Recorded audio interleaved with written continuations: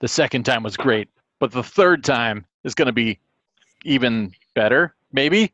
What are you listening to? Watching? It's the LaserDisc Wolfpack THX CAV Special Limited Extended Edition podcast on 6 sides with bonus making of featurette and DTS, plus all inserts, signed booklet, bonus soundtrack CD, action figures, centerfold, and lobby cards, and guaranteed drama-free. Now updated so Bill sees the time. And do you know what time it is, Bill? Hopefully you do. No. Okay, fair enough. I'm going to throw it right on over to my main man, my shiny silver god, Ryan Cushing. Oh, wow. Thanks for the intro. I was amazed that you got through all of that and didn't screw up. Yeah, thanks for writing that, you punk. I mean, I just kept adding stuff, and then Bill's like, what time is it? And I'm like, it's literally in the topic, but okay. So basically, the podcast is going to last until Sam can't say the intro anymore. Yeah. We're going to have to start cutting out words now. We're not even going to leave it coherent in like 3 weeks. It's going to be like Wolfpack. Yeah. And it's just going to be WB. Yeah. Excellent. I'm Ryan Cushing, and now I'm going to pass it off to Maxeene. Maxeene, the LaserDisc Queen here in sunny Southern California. The weather outside is currently... How's the traffic? Screenshot. The traffic is light. All right, excellent. Thankfully. All right, I'm going to pass that to Chris Altman. Thank you, Max. Hey, Chris Altman here. Just surprised and excited. I made it to my second showing of this. Great group of guys and gals we got here with us, and I don't know, glad to be here. To the laser doctor himself, Peter B. Peter Biancardi here, also known as LaserDisc Home Theater on YouTube. We have a very, very exciting podcast for you today. There is even going to be a surprise that some of the cast members do not even know about. Uh-oh. So, without further ado, I'll throw you to the mighty Swede, Seth Petersson. Hey everybody, I wasn't here for the previous episode. I wasn't due to gambling debts. I want to say nothing to do with gambling debts. I also have to make a statement here because since I wasn't on that show, some people were disrespecting the pride of our nation. And they weren't, because people here like Kallax, and Expedit. They like those shelves. But they disrespected the other thing that came to Sweden, mainly ABBA. And I know for a fact that ABBA has sold more records than the Bee Gees, Hootie and the Blowfish, Casey and the Sunshine Band, and Nickelback all together. So, don't forget Suffer the Drama. Yeah, they definitely have sold more than them. Yes, they have, and though they are equally good as those bands are. So right. the ones you hide in your record collection. No, but I'm back. It's great to be back, and actually it's at my mom's house, so she might come yelling at me. Are you still on the internet? Yeah. Hi, Mom. Are you in the basement? No, actually, I'm at the guest. It's like I'm the attic, so it's sort of the same. Mom's basement is the LaserDisc cliche. It's too bad you're not there. Yeah, this house doesn't have a basement, so yeah. So you're like on the top shelf of the Kallax? Yeah. That's a little loft up there. I'm gonna pass it on. You look great, Seth. Thanks. I'm gonna pass it on to Bill in Massachusetts. Hey, what's up, everybody? Bill here. Back for more, episode 3. Nice. Fun stuff in order tonight. I got a lot of cool shit to show off, too. So, should be a fun one. That's about it. Yeah, Trevor. Hey, it's Trevor here from Detroit. Here to be the heel on the podcast. The man that was defending ABBA in the last one, kind of holding it down for Seth. But just glad to be here for the third one and see if there's some more. Try to make some more of them. I'm going to pass it on down to Sam. Thank you. And yeah, I didn't mention I'm Sam Hatch. I do all the stuff on this channel, so hopefully you know who I am by now. Maybe. We'll see. But yeah, we decided to do actually this is all Peter's fault. But we decided to do a bit of a raffle not too long ago. And he said, I'm going to give away an LDS one, and you guys figure out all the dynamics and details of that. And the goal was to raise funds to help build up and fix my Sony C2EX Muse LaserDisc player. And quite a few people actually got involved in this thing. And I thank them all gratefully. We got one question for the gang. I did a shout-out video on my YouTube channel to give everybody their respect. But we did get one question that's gang-centric. We'll save that for later. But Ryan is like Captain IT, so we put him in charge of kind of making this whole raffle thing come together. So what do you got? What kind of details you got for us for how this is going to go down? Excellent. I'm going to share my screen here and hope through the magic of the internet that I don't screw this up. How many entrants did we have? We have 54 entries, so just momentarily you'll be able to see my screen here. And it might take a little bit to come up, but you'll see my screen. Can I say something real quick before you spin it? Oh, yeah. I just want to thank everyone because one way or another, Bill and I were going to make this happen somehow for Sam. But the fact that everyone chipped in and helped us out, that's great. So I appreciate everyone's help, and I'm sure Sam does also.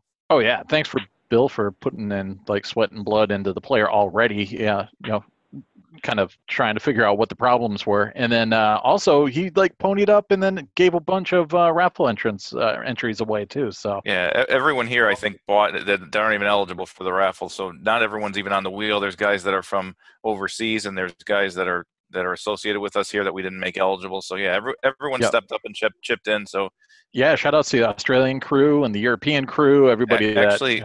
I never got the money from the Australians, even though they said they sent it out. I'm not worried about it. But too late. They got a shout out. Yeah, everyone tried to chip in. Don't forget the token Canadian. Yeah, you can't forget the Nickelback fan. Garth. Yeah, Garth kicked in. Gets all the respect. $5 but yeah, Canadian dollars. This was a crazy event. So yeah, thanks to everyone for making this dream come true. The Sony dream is right on the horizon. Yeah, hopefully, we've got a couple months, but hopefully. Cool. So we're doing this live. We have no idea how this is going to end up. I'm just going to kind of scroll through the names on the right. You can see your entries or entry, and you can see everyone's there.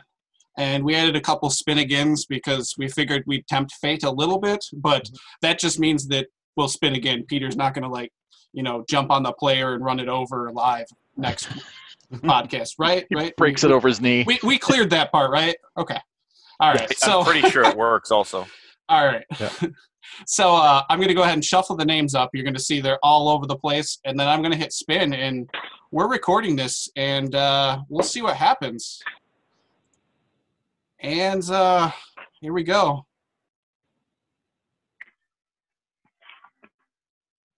Does it make a cool noise? Yeah, we need a drum roll. Yeah. There it is.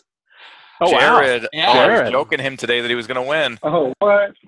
Yeah, so Jared is the winner. Yeah. Congratulations. Wow, look at all that funfetti. Congrats. I'm gonna kill the screen share so that it doesn't lag out on us, but Jared is the winner. So and he's congratulations, Jared. LDS1 Pioneer reference Laserdisc player. Wow, crazy. Well, thanks. Yeah, thanks to everybody. LDF, 4K80i, everyone just 4K80 and had a good time. Up a little bit more than LDF. LDF was just they don't want that LDS one, I guess. No. Well, your 4K80 guys are a little more diehard on the hardware side, so that's probably a lot of it. It's a killer player, though. I still use mine all the time. So absolutely, and it looks fantastic. Like you can't beat that. And it puts me one step closer to cleaning out my junk room here. That's the ultimate goal. You're moving down to your basement, right, Peter? Absolutely. Okay. So I did get a question because part of the deal was anybody who wanted a shout out, they could get that. So I said I was going to do a video for giving shout outs and answering questions. But there was one question that was posed specifically to the Wolfpack, and it was from Benjamin Miles. And the question is about the URUSHI style finish used on Pioneer Elite equipment. Personally, he doesn't care for it.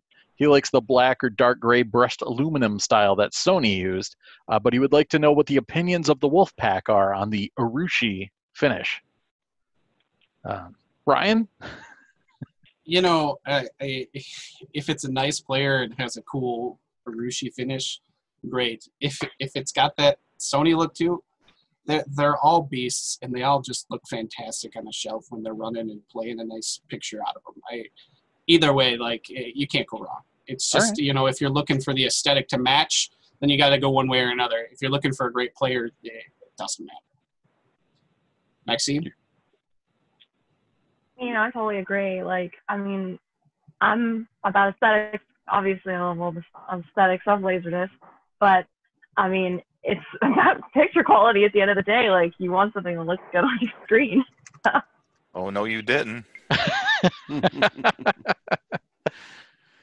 All right. Is that on a CRT or an HD TV? I think we should probably determine that for. Well, no. I have a plasma. I only use my CRT for Blu-rays. Yeah. I do too. In the wrong aspect ratio. Yeah. Any other URUSHI fans? I'll say something about URUSHI. Definitely. Oh, okay. No, go ahead. Oh yeah, it's Chris's turn. Yeah, Peter. So well, then why'd you ask if there's any other fans? Because he was too quiet. So I think all right, Chris is talking, guys. You can flip a table any minute now. Tag team. Yeah, that's right. Now, so I started out, I guess, as an elite guy for sure because of aesthetics. But I tell you what, man, Bill and Peter hooked me up with a really good deal on a CLDR7G, and that's sitting right in the center of my setup now, and it looks great, and aesthetically and visually. So I don't know. I'm either way, man. We're good. Go ahead, Pete. All right, so obviously, to me, nothing looks better on screen or sitting in my rack than the gray Sony players. Those are just hands down the best. Here's the thing with the Pioneer Elite URUSHI, whatever they're called. They kind of watered them down. You started out with LDS1, which was meant to be a very, very nice player. You had LDS2, which was meant to be a very, very nice player. You had CLD97, even the CLD91 that you have, Chris.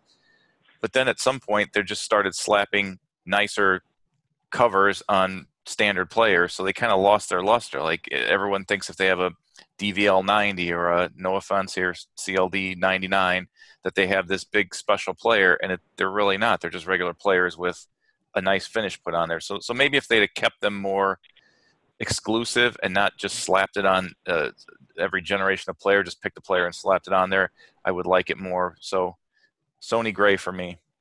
All right. Go ahead, Seth. Yeah, since I grew up in Europe, the only players that I associate with are like the very bland and mid-tier pioneers. So I think the URUSHI ones seemed at one point, oh, this is so luxurious. But now I'm mostly rocking those golden pioneer players. But I wouldn't, if I was in the state and wanted like to have some sort of a rack that matched, I would probably want something in black rather than golden. But wouldn't say I'm a fan or for or against.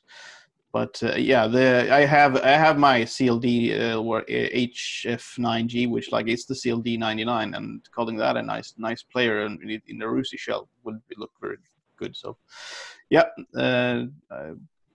black is best. Fair enough. That brings up a good point. I like all my gear to match personally in my rack, and it's difficult to find a receiver, processors, all that fun stuff that has URUSHI sides on it. So I don't know. I think aesthetically the metal sides are a lot better looking, especially on the higher end Pioneers, the X9, the X0. I think those look great. But some of them don't look so good. Like the 1000, the HW 1000, that's pretty bland. The S9, that's pretty bland as well. So it all depends on the player, I guess. But I tend to go more towards the metal side ones. Plus, you just buy one of everything anyway, so yeah, equal opportunity. You got to have the matching remote. That's key. To compare them all. Very important. As far as it goes for me, I can give or take. I'm more about what the player is than if it has the wood sides or anything like that. I only have actually one with it on there, and it's the 91, which I'm currently using right now. And as far as the player goes, I like it, but I could give or take the wood sides on it, URUSHI, whatever you want to call it. So I'm not for or against them. Peter? Is URUSHI, does that have to do with the wood sides? Isn't that more the black faceplate kind of glossy thing? Oh, here's the deal. That's the front faceplate gloss, but then like a lot of times the wood sides kind of come with the territory. But all right, I got some dorky trivia here for you.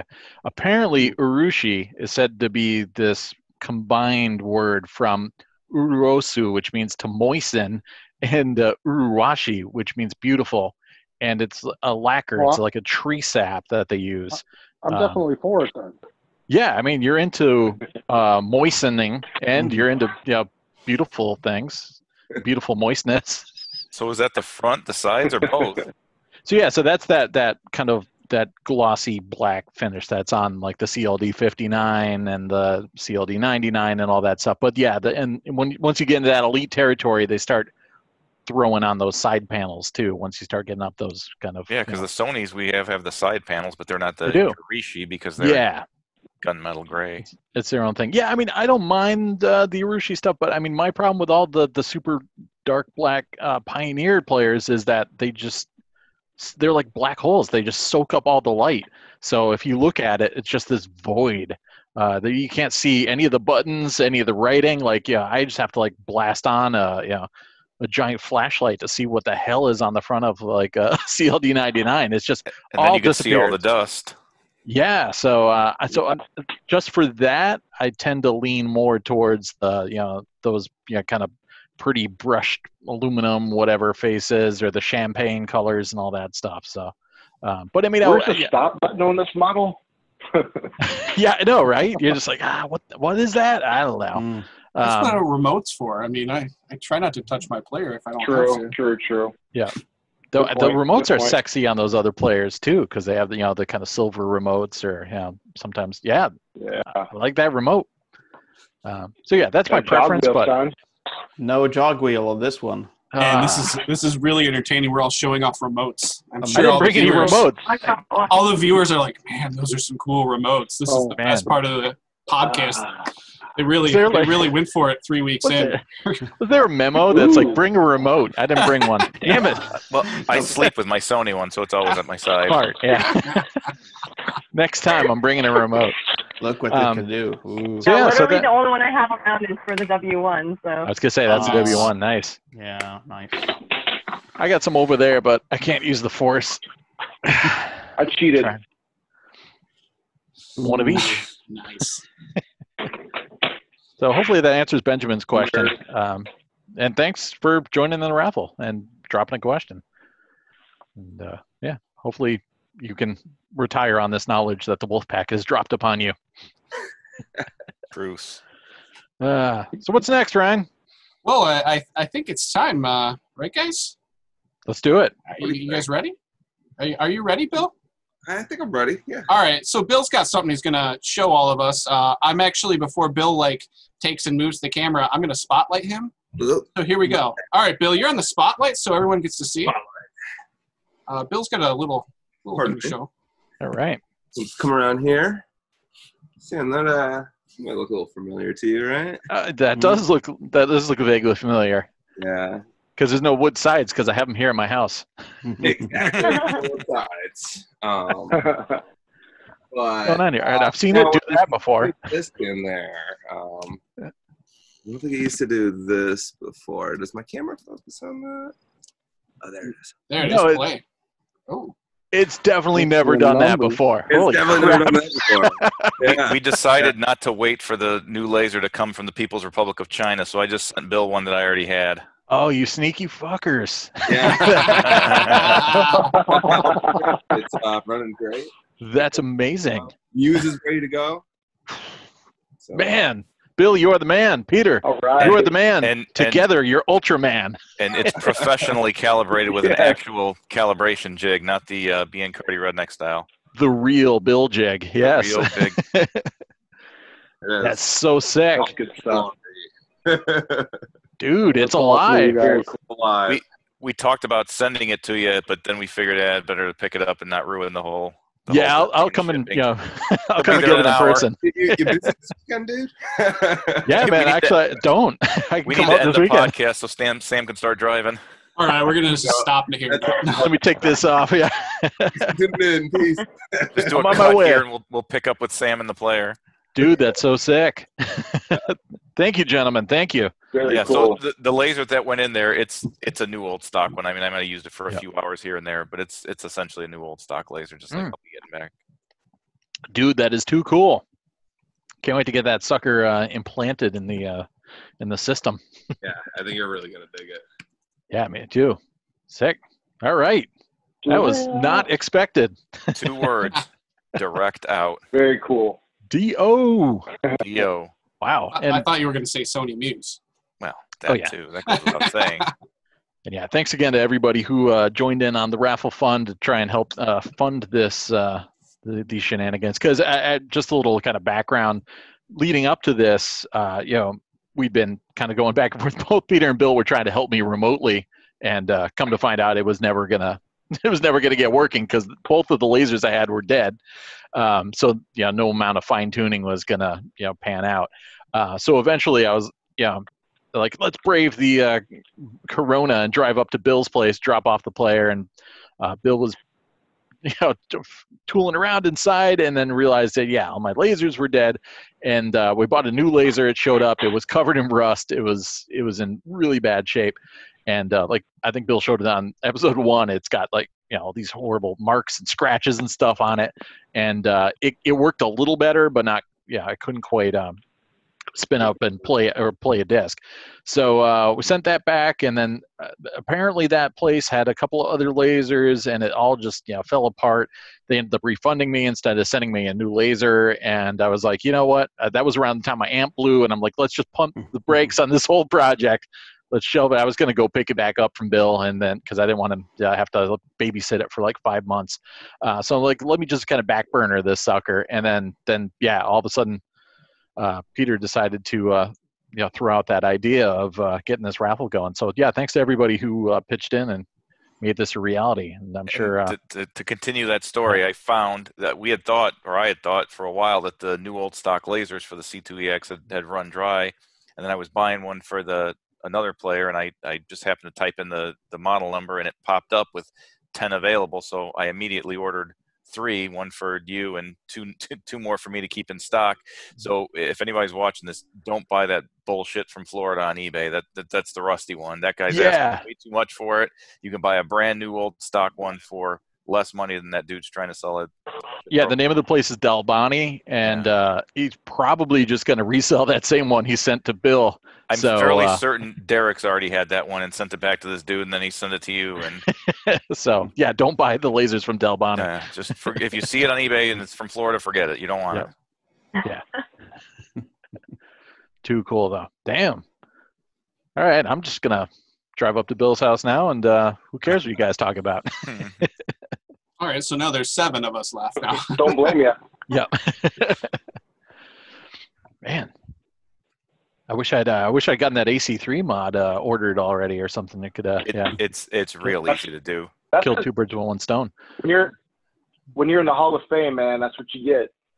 That's what Vinny told me. He's like, look, you're going to be able to grease a lot of palms now. You're gonna all these doors are going to open for you. All of a sudden, you're Sony Muse Club. Yep, straight to the mezzanine. I mean, people open doors for me. It's crazy. It's weird. You get the slip covers at the Vinegar Syndrome store.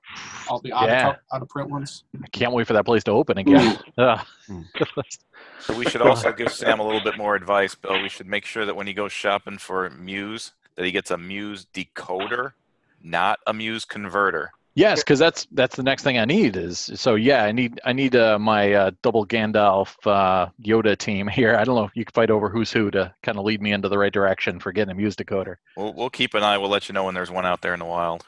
Nice, sweet. And then I can start investing in those $400, $500 discs. An extremely rotted Legend of the Fall. I got it ready, thanks to Peter. You're the man. We lost Chris. No, I'm back.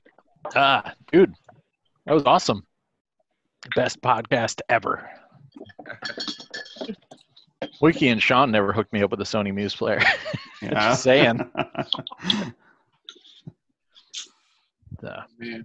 We didn't hook you up with the Look player. at that heel. We just Number made one sure it heel. works. Yeah. Work. That counts. Oh man. So do we have any other surprises, or are we going on to the main topic?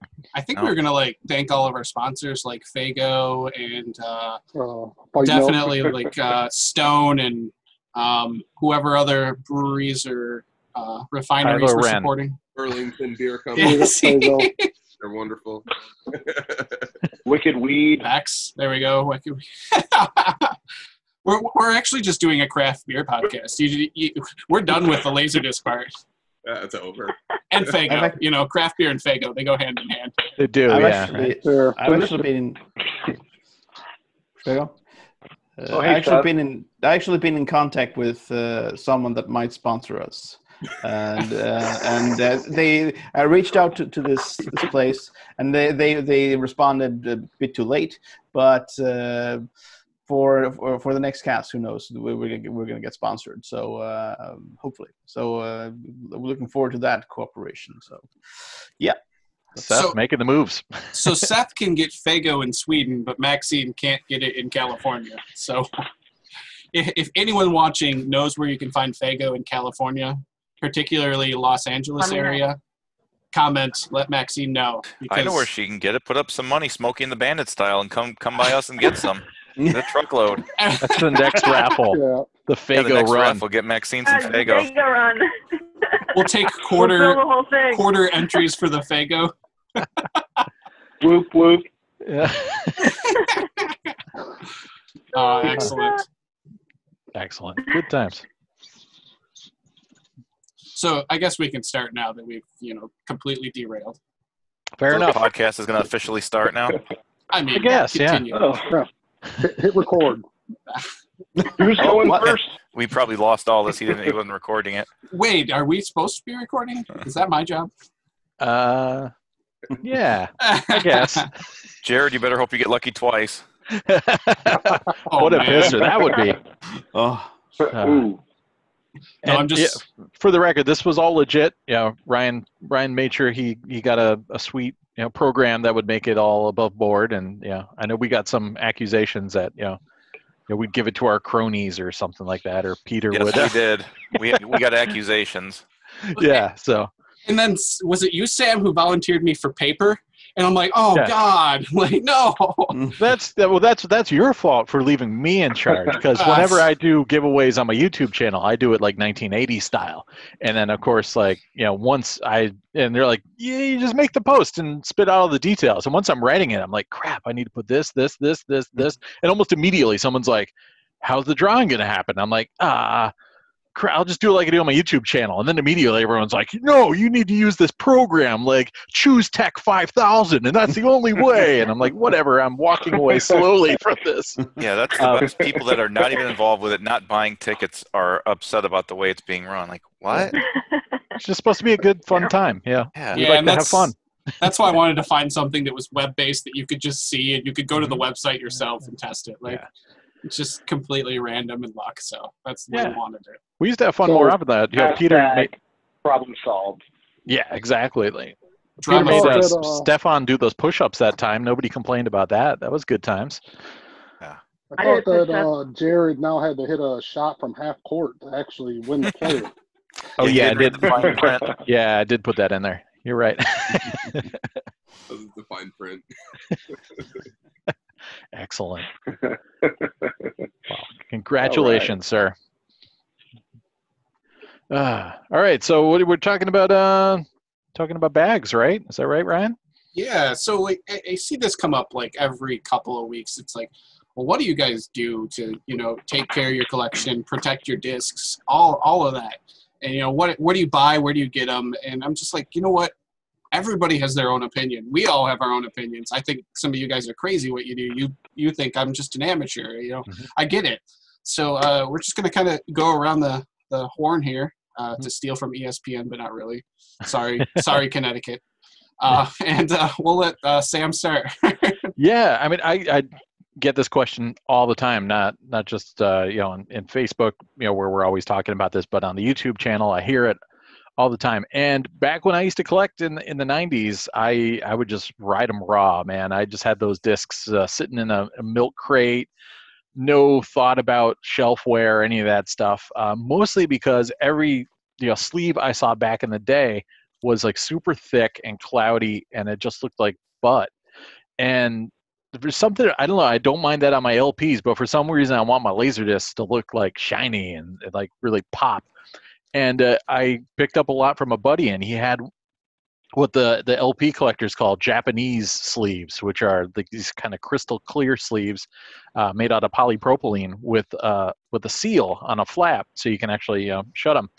And I had a copy of Silence of the Lambs in one of those. I'm like, this thing looks sweet next to all my other lame-ass players. So I thought, maybe I should actually get into this bag thing. And yeah, I started buying these suckers from Bags Unlimited. I get a ton of different sizes, but these are the crystal clear polypropylene ones. These are, and they're not very thick. So I do understand that these aren't going to be the solution for everybody, because I know some people want like 5 mil or as much thickness as possible to protect their jackets. And I do thank people that did that back in the day and then sold their discs to me so I could tear them out of those and throw them in the trash, and the discs look nice and shiny.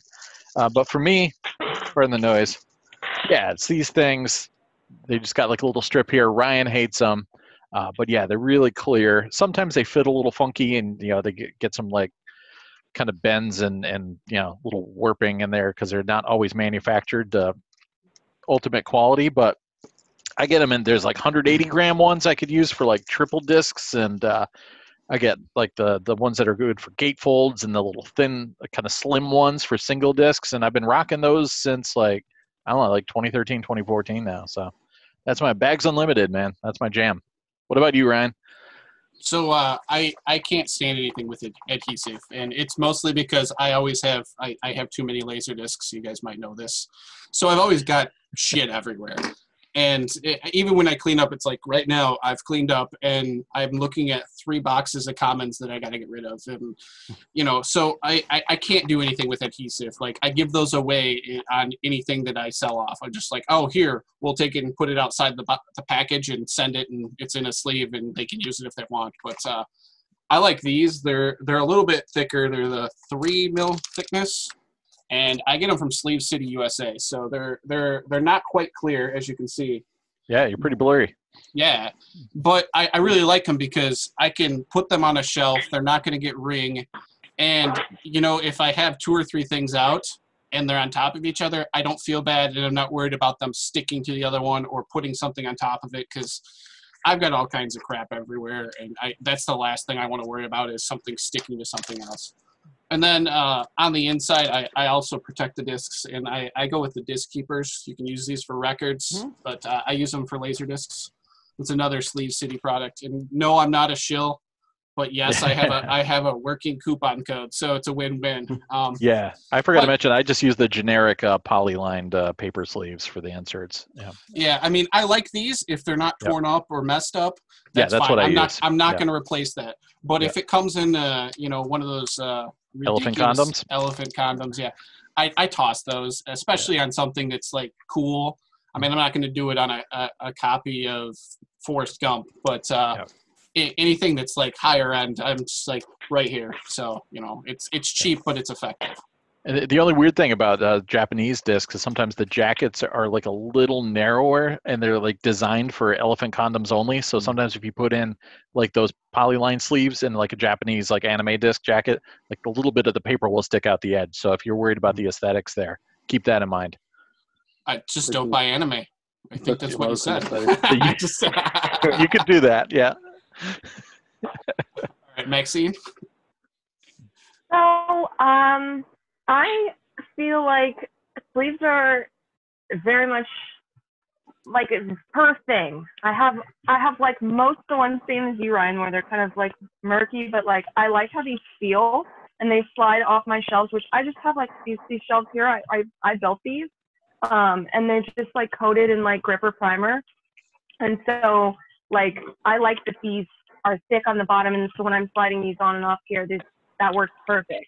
But like for something else, like if I'm storing stuff that's like the size of a LaserDisc, like the inserts or things that I'm like keeping, like because I want to look at, like I have these ones that say LaserDisc on them, and like these are really nice for that. And I also like I have like my backlog of like paper sleeves because I'm still working through putting the paper sleeves in on ones that have the not paper sleeves.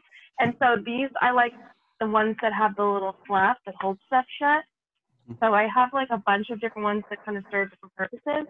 But I think like probably this one is one of my favorites because it has the little kind of like cool zipper top, but it says LaserDisc on it. I love the LaserDisc. That's my least favorite next to Chicago One Stops. We're all like, no. I just tear them apart this like is like Conan. my favorite one though. Like the image, they say Image Entertainment on them, and I have my image. Oh, catalog. no way. Broterian collection issue. Yeah. Payment So, I sent. mean, different ones kind of serve a different purpose. I actually do really like. I got like a collection a while ago that had the same sleeves that you like, Sam, and I like how they feel. And like for something where I'm not going to watch it a lot, like I don't mind shutting it in that like feel like that. But like I feel like for the most part, if it's something where I'm pulling on and off the shelf, this is kind of my go-to, which is like it's not very thick and it's not very tall. If the sleeve sticks up too high, like that drives me insane. I literally will just cut it like lower because it looks terrible on the shelf. Like I hate that. The height of things, that matters at least. But I have different things for different purposes, but I try to use them all. The only ones I freaking hate with a passion are these damn Ziploc, like the straight up where you have to squeeze it shut Ziploc. Yeah. I don't know. They just got like sticky. They're terrible. Don't ever buy those. And just if those are ones I would literally rip off and have like and just throw those in the trash. They're terrible. The little slider ones are nice. Excellent. All right. What about Altman? Okay. Is this my internet? All right, so I'm glad. I'm glad you asked. So I also, along with LaserDisc, I'm also into some vinyl, and I've always been a big fan of having some sort of protection because I mean it's all killer no filler, man. Who cares about the commons, man? But you got to protect your goods. So originally, I had, I guess, the Cushing style is what we're going to call it, like the just no flat type stuff. And those were cool. But then, they are cloudy. And then my OCD kicked in a little bit. And I said, scrap those. And I'm going to go to the resealable adhesives. And it took me a while to get on board with these because I feel like, and I'm sure some of y'all, when you got some disc imported, or whatever, you got some of these and they were a little bit used and maybe not the best of quality, and maybe the ends kind of get jacked up a little bit so they don't look nice and pretty. So it took me a while to get on board, but once I did, and boy did I literally like replaced every single sleeve, vinyl and LaserDisc, with the resealable ones. And Sam pretty much hit on all the points, and he's absolutely right. You kind of I had to try 3 or 4 different places to get them to find ones that I like, because they will randomly come in slightly different sizes, and it gets kind of annoying because you can even find one you like and you'll get 2-3 runs that are really good, and all of a sudden you'll get one that's like super tight, and like then it's hard to get it on any disc, and then like it'll bust in the spine, and you know what, I don't care, I'm going to keep using them. Because you know what, they look good, man. Like they're nice and clear. I can tell what movie I'm watching. Like Ryan's like, oh, this cloudy movie I'm pulling out, I can't even read what it is. I got to pull it out of the sleeve now. If you have your stuff alphabetized, that's not an issue. If you organize your collection. Okay. True, but I think a lot of us like the cover art too. You know, those sweet Broterians and those Puppet Masters you got behind you. They look beautiful on some clear, adhesive, resealable sleeves. You know what I'm saying? But when I take pictures, they don't have the sleeves on. So, I hear you. So and I actually remember asking Sam about this. So at first, and just throw my OCD into a whole nother level. So like when I first started doing this, I'm like thinking, all right, when I put these these discs in the sleeve. I'm going to put it where I can pull them out without touching the disc. Mm-hmm. And I quickly learned that was a problem, because then the backs get stuck on the shelves and they get all mumbled up. So then I had to retake them out and go from the top flat. Another little step, but I got these things figured out now. I feel like I'm a pro these days with these sleeves. And if you like something else, you're wrong. I don't know. I'm gonna go ahead and throw it to Peter. So as far as sleeves, when I first started collecting, I used to abhor the elephant condoms that protect the discs. But then when you start getting just the sheer volume of discs, it's a huge task to switch all these things out. And realistically, the discs are incredibly, incredibly durable. You're not gonna, unless you're really, really careless, you're not gonna scratch up a disc to the point where it's gonna give you an issue playing. So I just use the elephant condoms 90% of the time. If I get like a really nice disc or a nice music disc, I'll get something like a sleeve that I would put my vinyl in, and I'll waste, quote unquote, on a laser disc, because to me the disc itself, it's going to play unless you really jack it up. For the outer sleeves, I just buy the 3mm vinyl cloudy sleeves, as Altman calls them. Yeah. And I literally put every laser disc Good album included, every album I have, everything just goes in these, because I'm trying to protect the sleeves and the artwork. And this obviously isn't a laser disc. It's the only thing I have laying around here that doesn't spoil something later in the cast. So that's basically what I do. What do they do in Sweden, Seth? Well, I used to work in a record store a while back, and at that point, I used to buy the very that wasn't I was sort of into LaserDisc, but not as maniacally or like I am now. Maniacally. But, maniacally, yeah. So we also talked about the Japanese style, with the adhesive. I use the Japanese style adhesive one. Most of the time. I have some from the same company. This is called BCW. So this is the only one I found in Sweden that imports this brand. The drawback is, like, if I put in like the red shoes, the red shoes film, so like a really thick trifold, it doesn't quite fit. So I need to check out Bags Unlimited, because I emailed them and they said, like, no, the only thing, the thickness is about how the thick the polymer is. Yeah, so I've got a 180 gram bag pile right over there, so I'll send you some next time. we can send a shipment to Sweden or something. You should be able to find something for sure. Yeah, they're great. Yeah. So the ones I use for if I have like the killer, like the big Criterion discs, hard boiled. I don't remove the adhesive thing and have the flap stick up, because I had an accident one point with adhesive, which would stick and ruin my what's that film called with Billy Bob Thornton about French fried potatoes? Sling Blade. Sling Blade. Yeah. It ruined. Yeah, so it doesn't say Criterion Collection. It's a Criterion H collection. But I upgraded that. And then I usually have, for like, sometimes I use dupes. I bought like some cheap local ones that are great film. Yeah, great film. Man. Yeah. Highbrow. Yeah. So this is a dupe, of course. It's a cheap brand of clear plastic, and this one doesn't go up that far.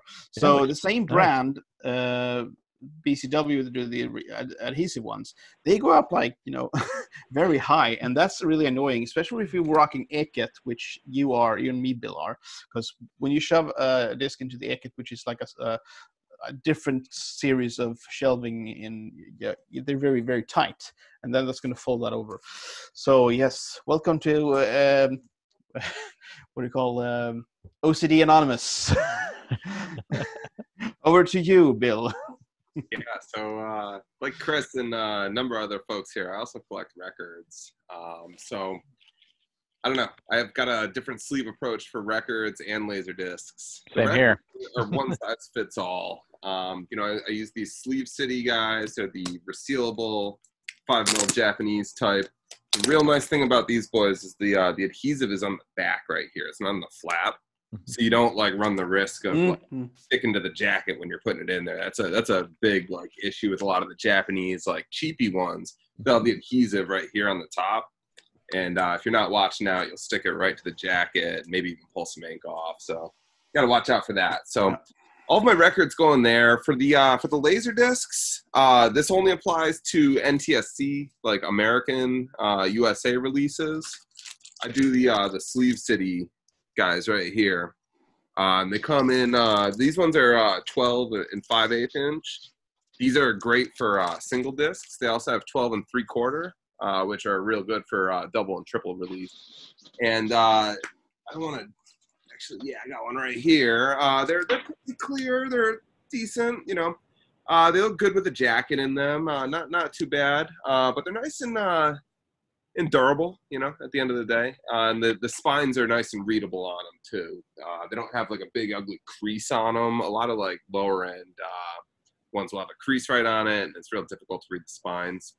Yeah, Bags Unlimited actually has a special readable spine, like, variant that you can get if, like, that's your bag, literally. Yep. And they're real cheap. They're like $20 for 50 of them, I think. So yeah, I usually rock those for the American laser discs. For ones that come with elephant condoms or real jacked up paper sleeves, I replace them with these guys right here. Japanese discs, those are a whole different territory. If they came with a bag that was carefully sliced open, I'm going to keep it in that. If they came with an elephant condom, I'm going to keep it in that as well. To Sam's point, the paper ones usually stick out a little far. And elephant condoms like work really good on Japanese discs because the cardboard's so much thicker and it gives it support. Style that are made from real rigid cardboard. They're not like calendar cardboard that we use. Yeah, big difference for sure. Yep. So if a Japanese disc is missing the sleeve, that's when I'll add one of the ones, usually from my record sleeve collection, and I'll do like a resealable top. Or if I get American discs that have like Japanese style sleeves, I'll put those off to the side and use them on the Japanese ones. Nice. There's a madness to your method. I like it. There is. Yeah, everything gets kind of a different approach, but they all look pretty good when all in the racks together. And Seth was saying they are tight in the IKEA racks that I'm using, but these Sleeve City ones fit real good. There's I don't know, maybe about I'd say a 1/2 inch, 1/4 inch that sticks up on the top. A couple of millimeters for you. But that's a sealed sleeve, right? No, the unsealed ones. Oh, okay, yeah. Yeah. How about you, Trevor? What do you do? I don't do much. I'm not OCD by any means. They're stacked in a big pile in the corner. Yeah, they're out back. I got a tarp over them. You got them under the couch so it doesn't wobble. The good ones I put in the garage. Like a more expensive disc, I make sure it has a sleeve on it, but I don't have a real preference to it. A lot of times it'll be like, hey, the stack of commons that I got in a lot had them. That's a good sleeve. I'll take it and I'll throw it on a good disc that I pick up. But as far as like a preference or anything like that, it's not me. So I'll pass on over to Sam. All right. Just one thing on the sleeves before we wrap up. My cat loves for some reason. She loves my mom requests more cats, so bring on the cats. There you go. She was hanging out a minute ago. I think she got spooked off, but something about the Sleeve City super clear ones. My cat loves them. Good job, Peter. There we go. So, if your cat likes plastic and has good taste, keep them away. All right. Good point. Hey, one more thing about the sleeves. So being a resealable guy, you tend to like, once you love it. And if you do a little searching online, you can find them also in other sizes. So like if you have like a good example, one's the pain in the butt. I don't know if any of y'all have like 10-inch vinyl, like records. Like finding those resealable ones are awesome. So like it makes those look nice and zing. And then like also CDs have them as well. And I mean, it just, you keep them those are nice cool. Yeah. So I mean, and they have them in like 45s. I've seen like VHDs that have them. Yep. Awesome. So like VHD has them. Anyway. Snap. Also, one more thing that I forgot to add. I am pro elephant condom. There's just something about sticking that thing in the sleeve the right way and getting it to fit in there. What is the There's right an art way? to it. That's the question I was going to ask, because the only way that I can fit them in there reliably is with the opening facing out, which is kind of the wrong way, where the opening should really be facing up. But every time I try to do that, they get all jumbled up. How do you guys? I kind of like put them in with So I kind of put them in and spin them up a little bit as I kind of put them in. That's my what thing. he said. He's got it. In and spin. Yep. Because to me, if they're in an outer bag anyway, it's not like you're going to drop them on the floor. Once you take out the outer bag, they just slide right out and you're good to go. Yeah, it's an option. It's all about the hips, Peter. Yeah, I don't have good movement in the hips. Oh man, I'm very stiff, thus my back issues. And then one more thing I don't think any of us touched on, and Altman actually brought this up to me when I was asking a question. Sleevey Wonder has like some of the oversized sleeves for like box sets. Oh yeah. So like not just like a regular disc, but something, and I'm gonna try to not give this away, but something that's a little bit thicker, or a box set 2, 3, 4 inches. They've got options so that you can protect that while it's sitting on a shelf. So. Yeah, I know a dude who. Oh, sorry. Go ahead, Bill. Sorry. I got a mixed bag pack from Sleevey Wonder, and yep, they've got like 5 of each size. If you've got a number of box sets that you're trying to hook up. They're from like our area. Are they Connecticut or are they? I think they're East Coast. They're super quick. Yeah. But yeah, there's a dude I know who has this stuff that he ends up just like kind of shrink wrap sealing like real tight crystal clear plastic on all his box sets and has to tear it open every time he watches it. I mean, they look absolutely sick when they're sealed. Like everything's just perfect and pristine, and then it's the clearest, shiniest stuff ever. But then, yeah, if you have to watch it, you just got to shred it. I do that because I'm not buying multiple size bags. I'm buying one bag, and they're all going to fit in there one way or another. The rabbit hole just keeps going, man. Yeah, but I mean, we've got options that are all good, so that's the key. I mean, protecting this stuff, we spend way too much time and money on it, so we might as well keep it looking good. And there's the personality thing too. $100 purple people eater discs.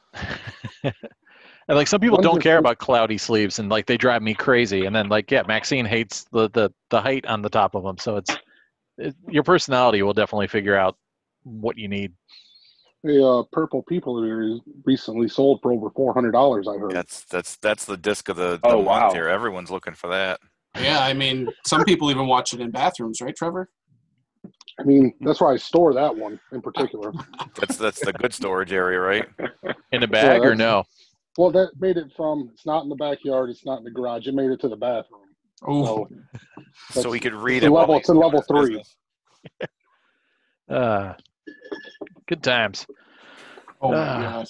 So we mixed it up a little bit. Normally we do the pickups and the spins and all that stuff front loaded, but Ryan decided to change up the agenda. We got to keep it fresh, I like it. You got to keep the viewers tuned in for 2 hours.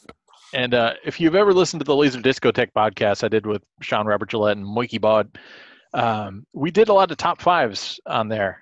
But for some reason, we hardly ever did any genres or anything. It was just all random stuff. And so we decided to do a genre. And everyone likes horror. So Ryan complicated it so much so that we lost Vincent. The idea is that, so that we didn't have to just see a bunch of Halloweens and Friday the 13th and Evil Deads and Nightmare on Elm Streets, that we would go outside of the franchises.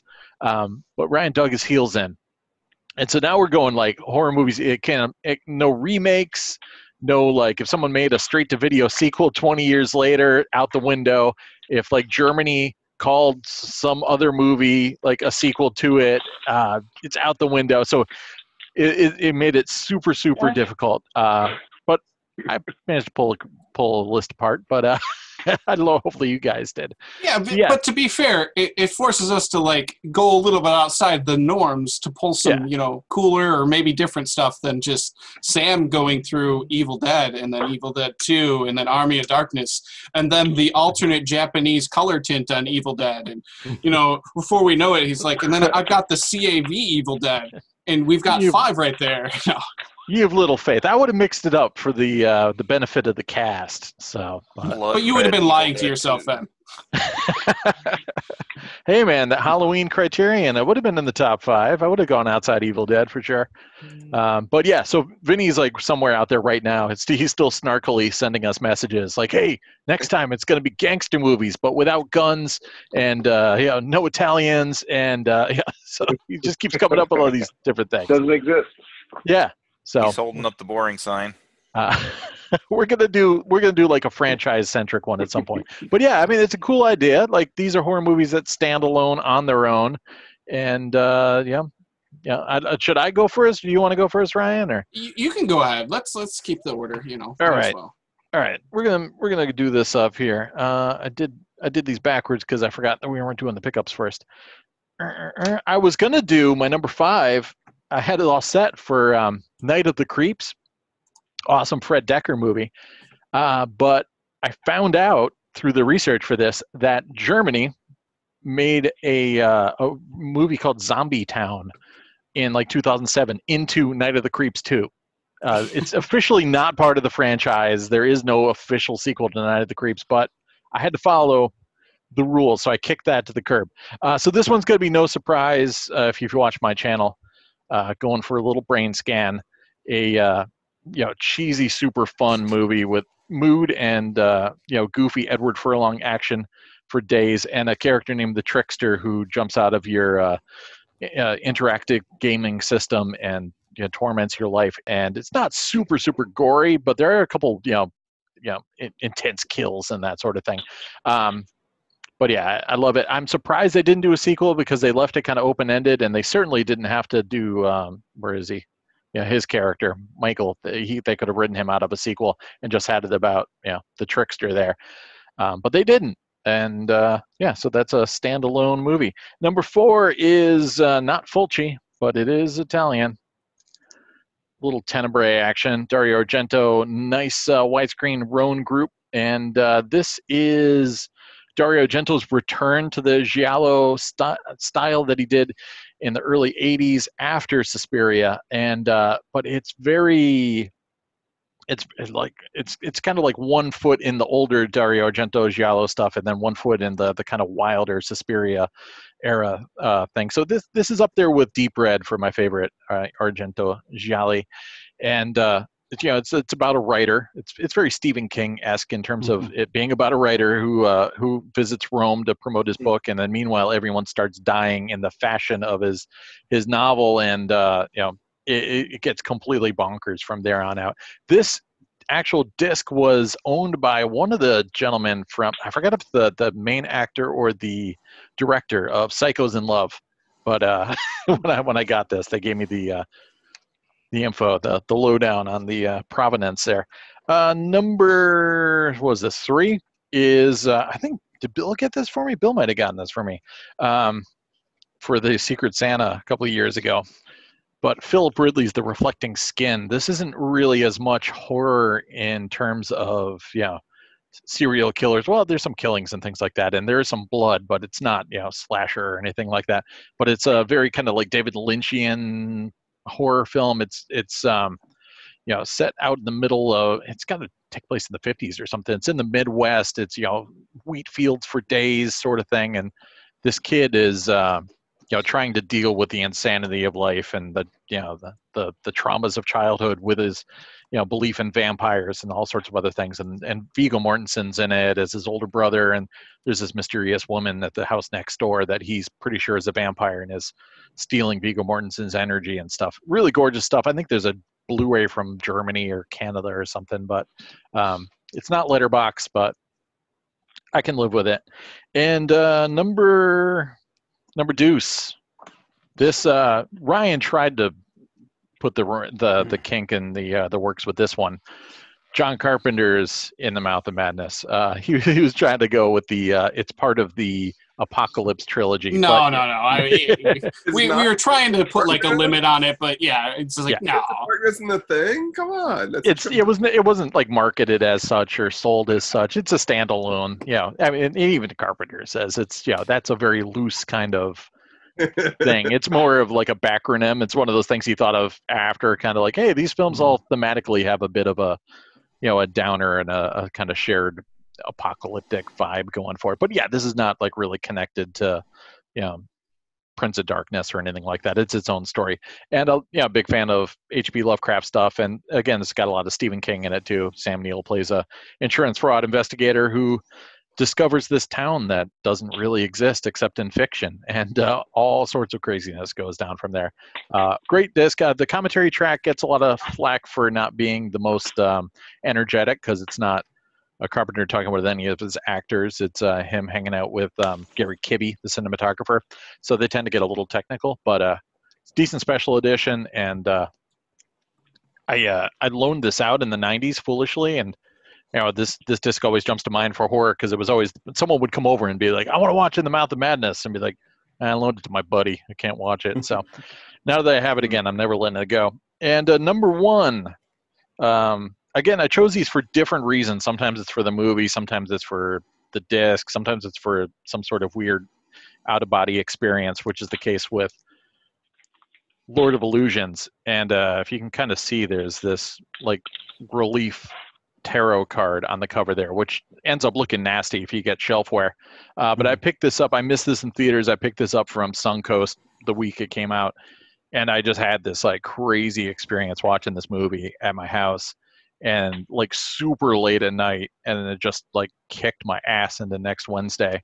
And I went outside, and there was this like crazy hurricane coming in, and the sky was all colored weird because dawn was happening at that point. The trees were all blowing, and I just had this weird like transcendent experience watching this, and it's always been my favorite Clive Barker movie since. It's got a good commentary track on it, some decent special features, and amazingly, even though Harry D'Amore, Scott Bakula's character, showed up in other Clive Barker books and things like that, if this had been a bit of a hit, this is the director's cut. It's a little bit longer and more fleshed out than the theatrical one.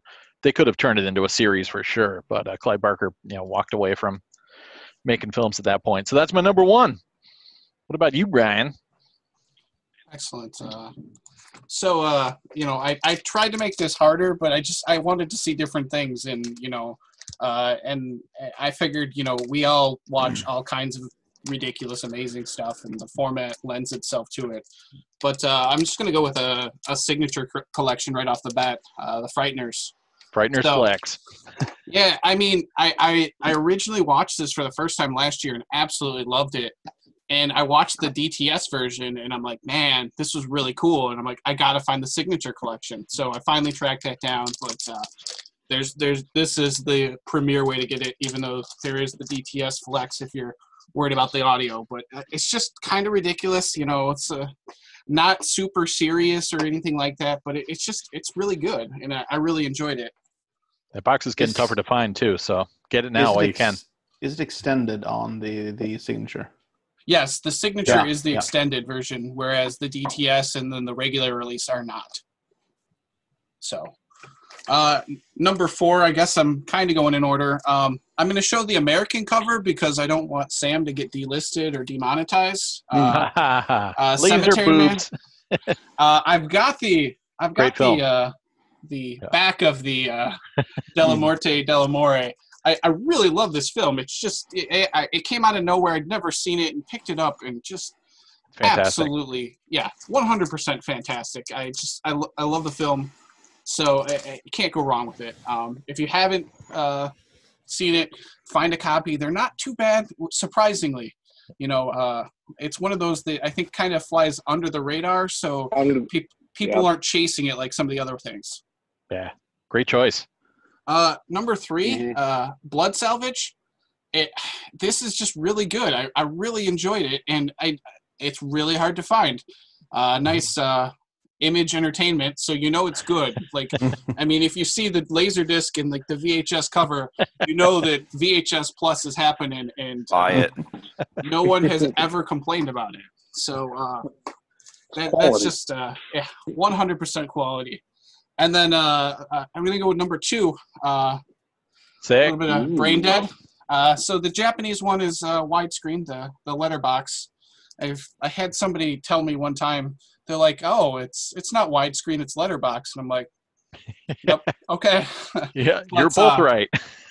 This is the version to get because it's uncut. The U.S. version is heavily chopped up. Yep. So you know, if you're gonna chase it down, get this, or there's that German like bootleg version as well. But that one's really, really hard to find. And then number one, and this was kind of, you know, what started it. I'm like, here's my example of what's really cool. And so I'm going to flex a little bit. They Live. So you've got the U.S. It's kind of bland cover, but it's okay. And then got a nice Hong Kong pressing.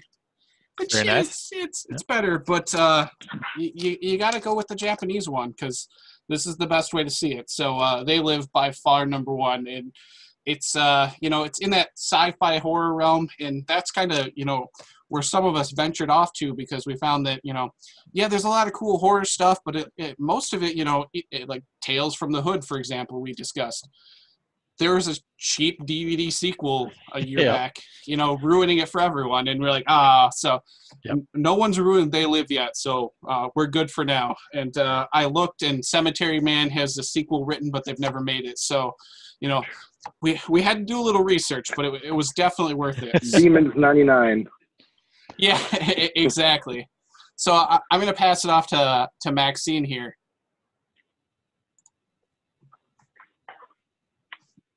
So I struggled a little bit. I really like this first one. Okay, well, I guess this is the fifth one. But this one, I was hoping for Creepshow, but Creepshow has a sequel. So I went with the Willies. Oh, snap. Nice.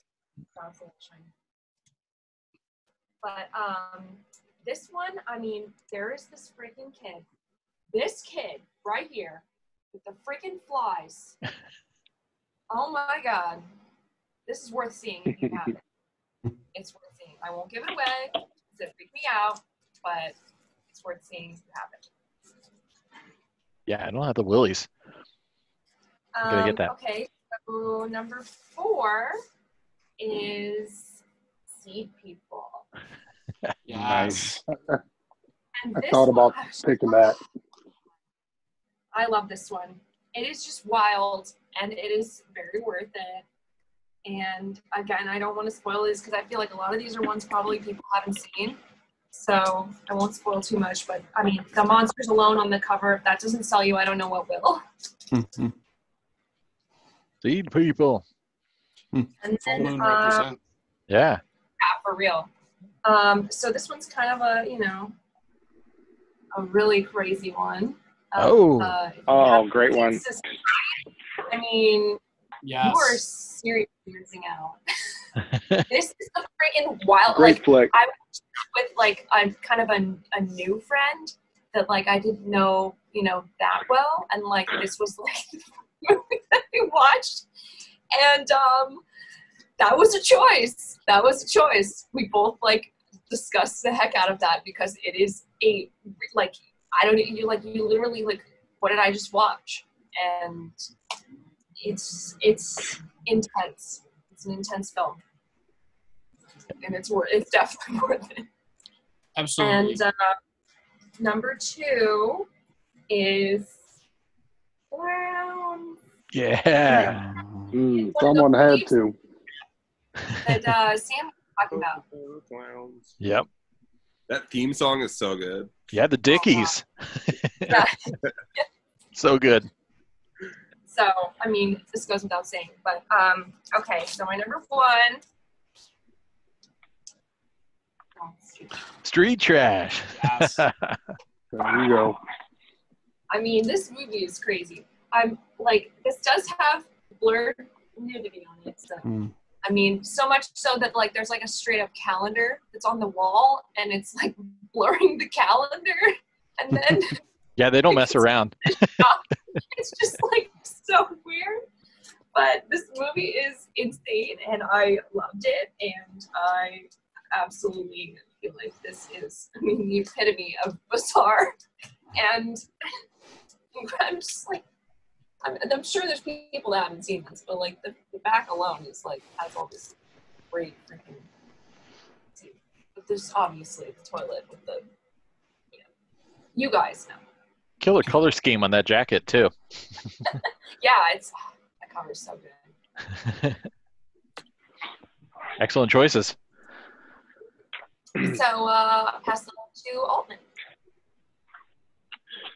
Thanks, Max. So I don't know if y'all figured by now there'd be any repeats, but we got one. Uh-oh. So I'm gonna go ahead and just throw it out there. So I got street trash made my list, and I don't know what else I can add about this one. It's pretty cool. They what's it? Vipers, the liquor. I think the guys get sauced on and they kind of melt away. It's a great cult flick, man. Not on an easy find. So good luck getting it. Beautiful Obi-Wan Kenobi strip. Japanese pressing. I think that's the only way to get it. I could be wrong. Don't hold me to the fire there. Ryan, you got something to say? No, there's another one. Yeah, so Bill can attest to this. There's a German version that's even a harder to find, and Bill has a good story. No subtitles and no optical blurring. Oh, I'm surprised they didn't censor it for gore though.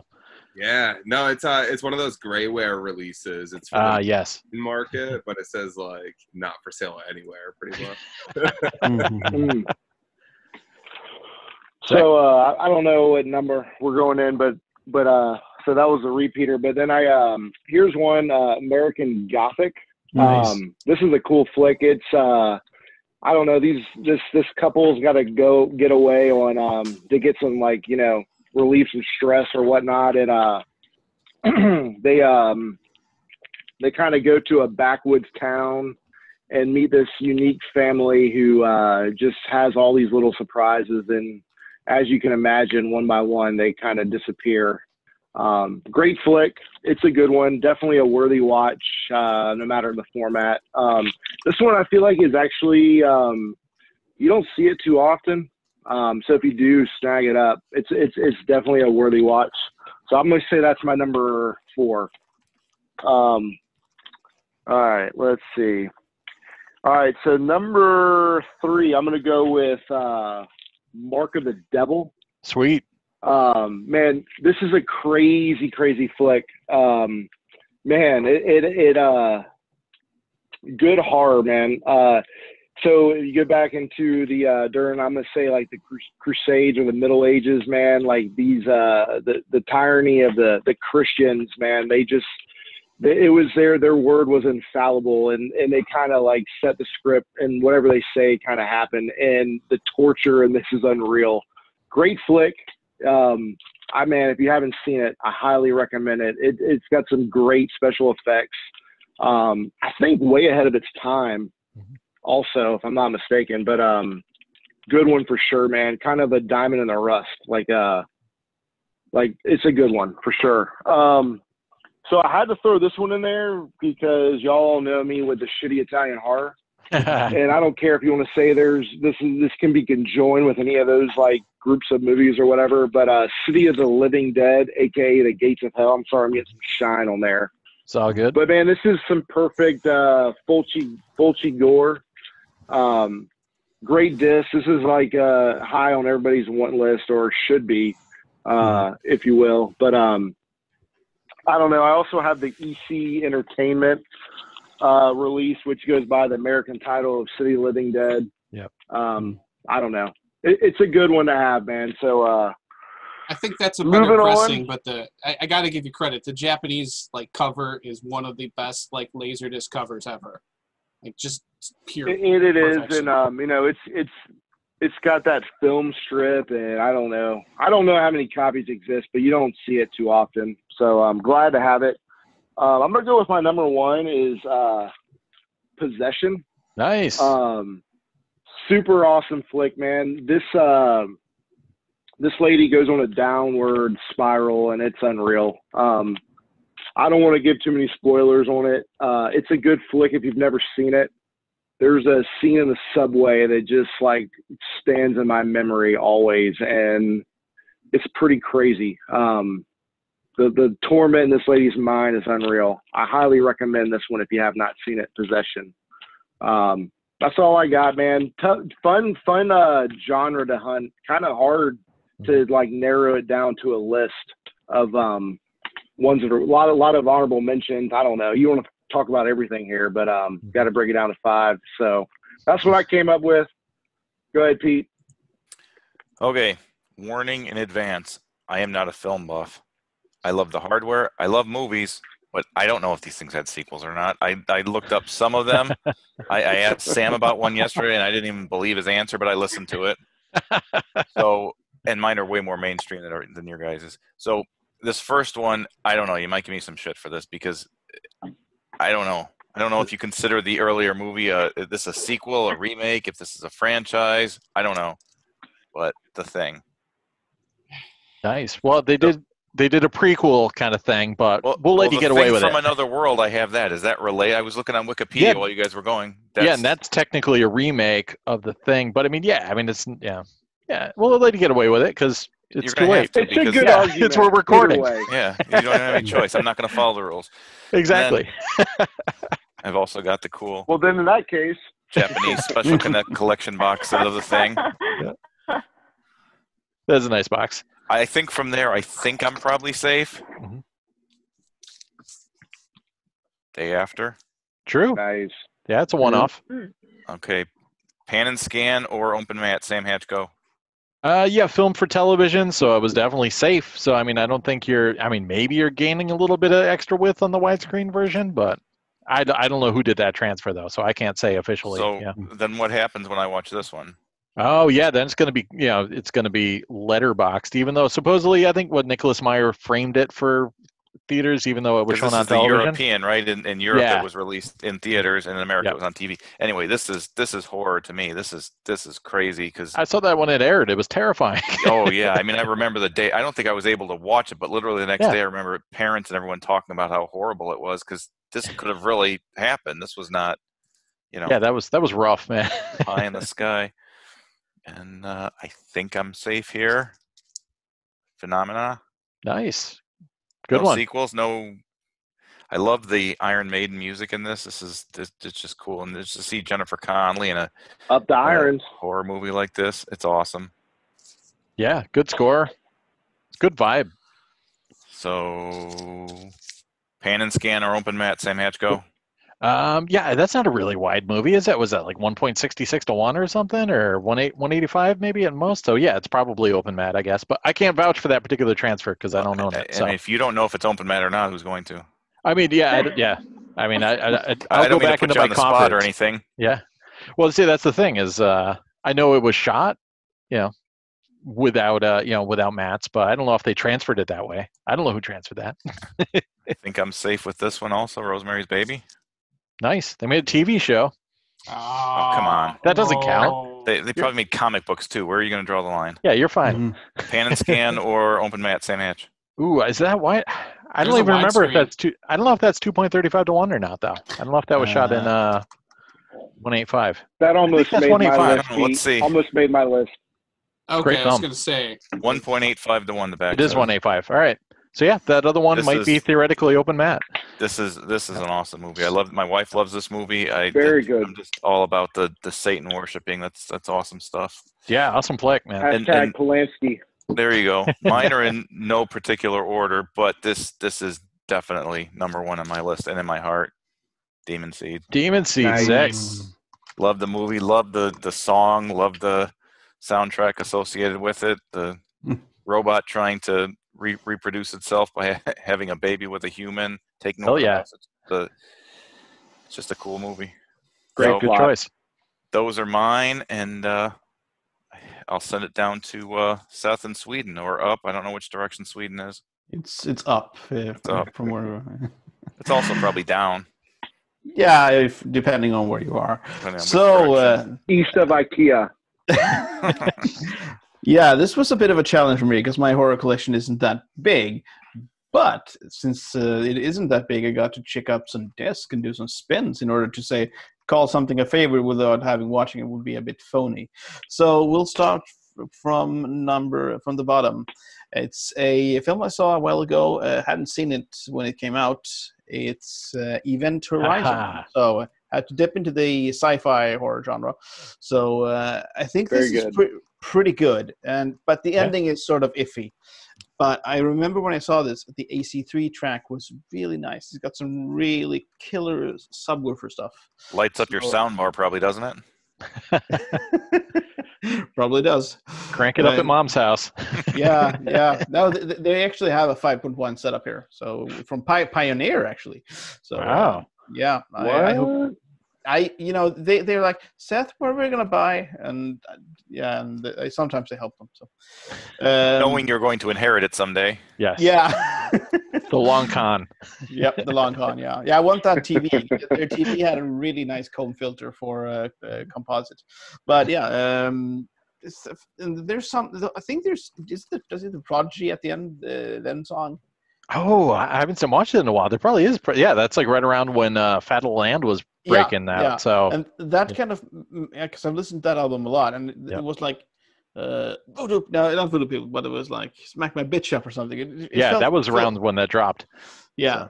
So it felt that felt a little bit off, but yeah. So one disc I had to give a spin, which now we're into more duplicates. Is more Sam Neill in The Mouth of Madness. Excellent. So this has a very strange vibe. So it feels very much like a B or like a made-for-TV Stephen King thing.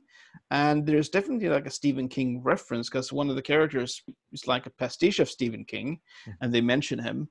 And then also I fell asleep watching it. Then I woke up, and this is kind of film when if you fall asleep, because this was happens to the character, and things are like cyclical. So, so next time I see it, I know what sort of mood, because it felt very like movie of the week. It reminded me, it could be a part of like one of those anthology films like Body Bags, which was directed by Carpenter, one of John the episodes. Carpenter, yeah. Yep, he directed one of the Body Bags episodes. It felt like one of those. And now, next time I'm going to see it, I know what sort of feeling I will expect, and then I will probably enjoy it more. Ending is superb. I just love the ending. Yeah, moving on to highbrow, or is it? So, no, not everything in the Criterion Collection is highbrow. Good one. Yes, Paul Morrissey's The Blood for Dracula. This is like sort of softcore porn where Dracula has to drink the blood of virgins, and Aren't there 10,000 Dracula movies though? Oh, I don't know. This is a particular. All right, he's going to There's only invoke one blood of Dracula. It's time to invoke the fuck bucket loophole. Yeah, like if you're saying this is a sequel, that's that's way beyond. We'll allow that one for sure. It's an independent adaptation of the source material. Yeah, exactly. Wow.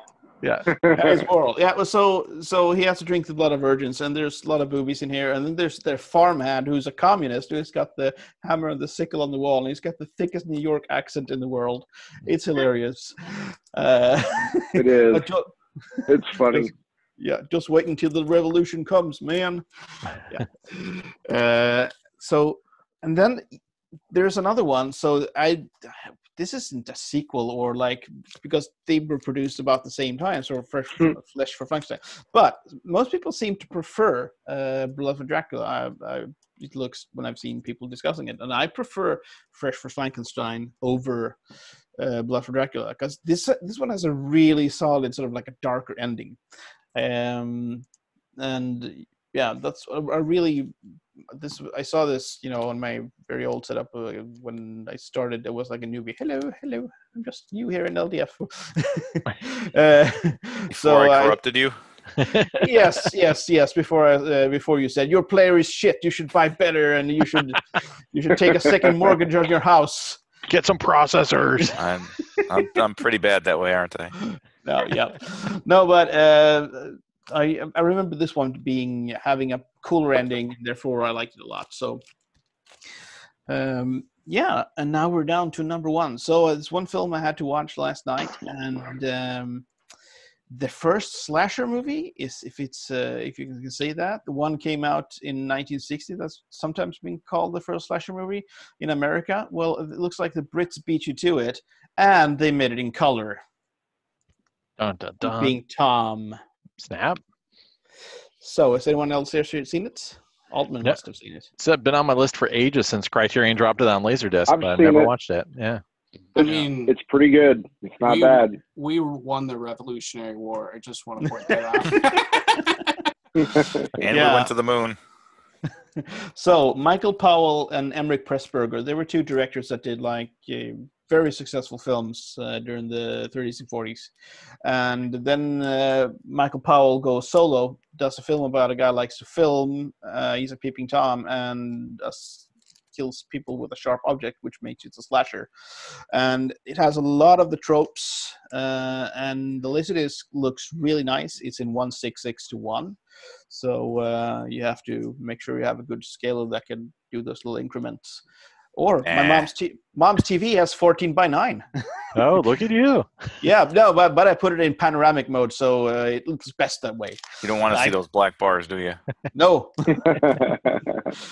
So yeah, and this was like banned like from the get-go in the UK. First film in the UK that has full frontal nudity, and it was probably cut to bits and drawn from theaters within weeks. So, Sweet. But yeah, really great. I'm really impressed by it. It's also they want certain things in common. There's a lot of people with there's Udo Kier on the Frankenstein and Dracula. This guy has a German lead actor. That I find a bit distracting as that accent. And on the what do we call it? The Mouth for Madness. We have that Jürgen Jürgen Prochnow. Yeah, the captain from Das Boot. Yep. And we also have the Vigo, the Scourge of Carpathia. Yes. He plays a smaller part in that fantasy village. Yep. So, and he was voiced by Max von Sydow in the Ghostbusters, of course. We all know True. that. Yeah, that's my top 5 list. It was really enjoyed because I got to spin 2 discs. Oh, I have to say the AC3 on the In the Mouth of Madness. That's a nice track. Yeah, it is. I think it's out on Shout Factory, right? And yes, there's a special edition they dropped like a year or two ago. Yeah. Probably has near field mix though. Yeah, you need that AC3 boy. Yeah. There is a 5.1 mix. I don't know if it's been near fielderized, but it has. This one sounds great. Yeah. There's a DTS variant too if you want to look up that LaserDisc and pony up some dough for it.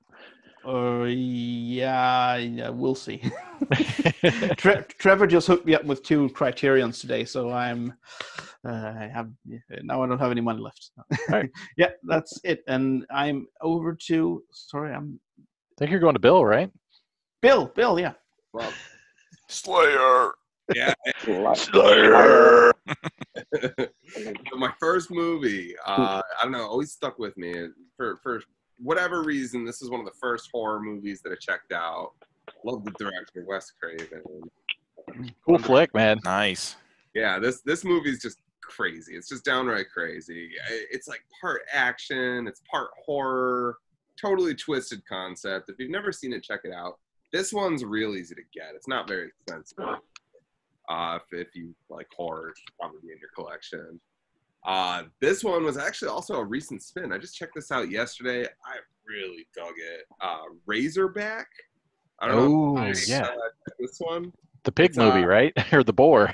Yeah, I think it's Mm-hmm. an exploitation movie, right? Yep. It takes place in Australia. They really upplay a lot of the Australian outback themes in it, like kind of like I don't know, people living very very basic are portrayed in this movie.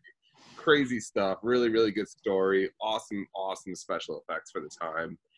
I was shocked. I thought I was going into a pretty low budget movie until they started like ripping houses apart and stuff. There's some cool practical effects going on here. Highly recommended.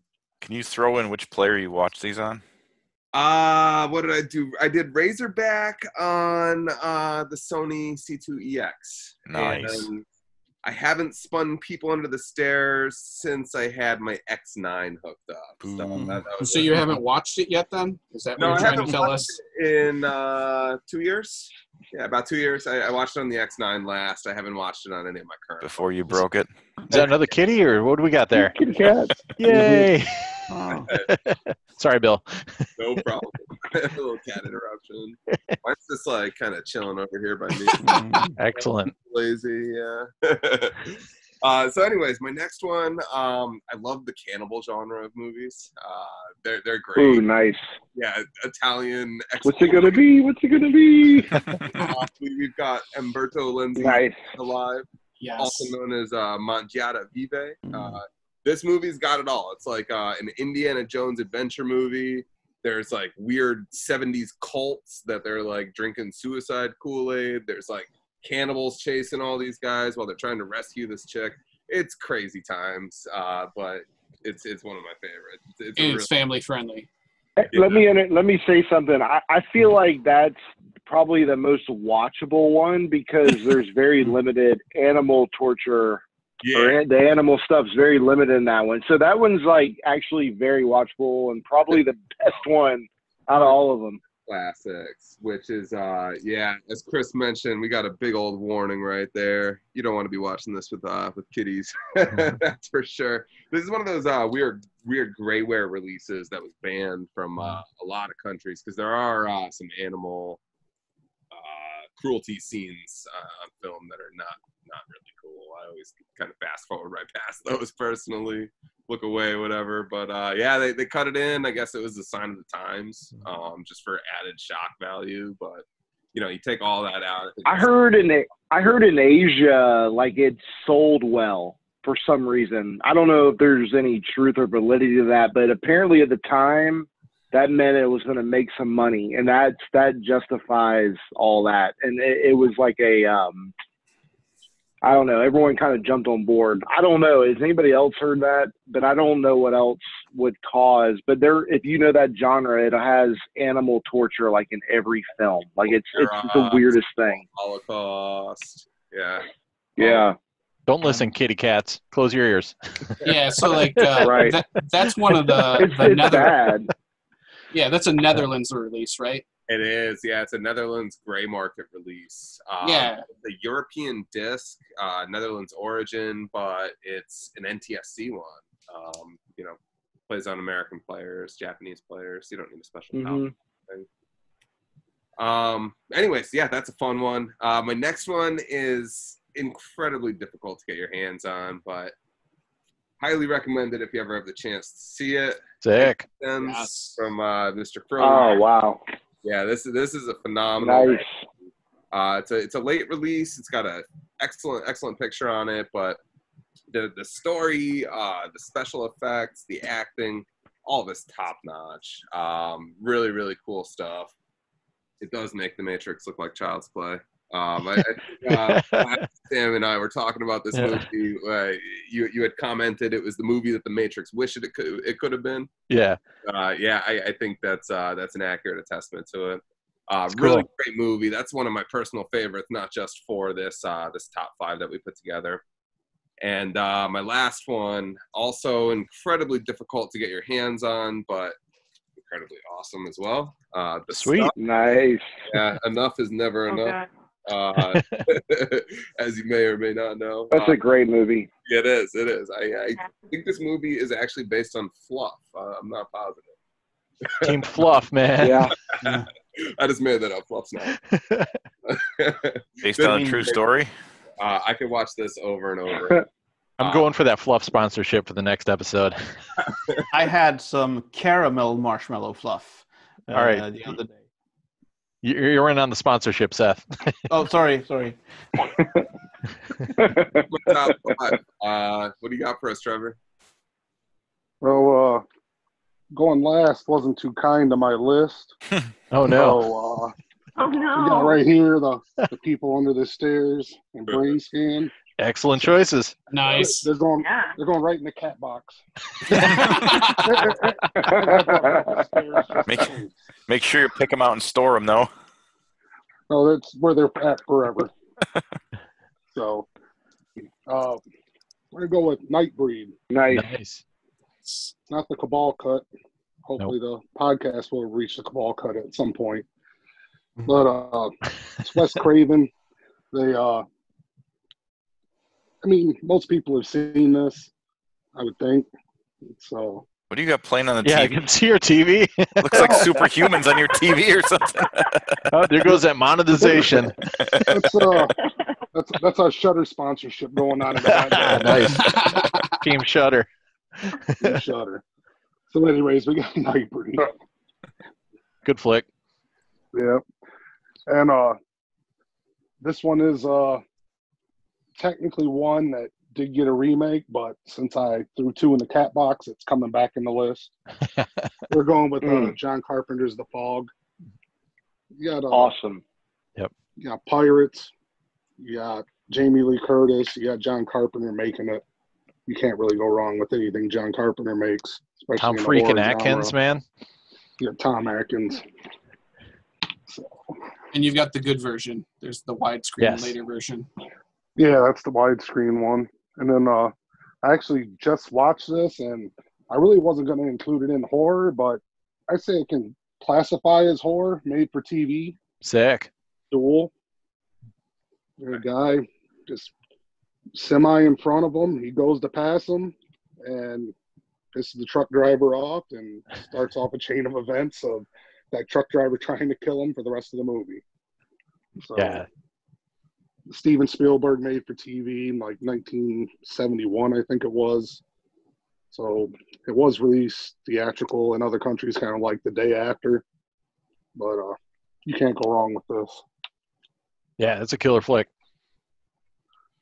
And then Seth actually brought this up talking about another one of his movies.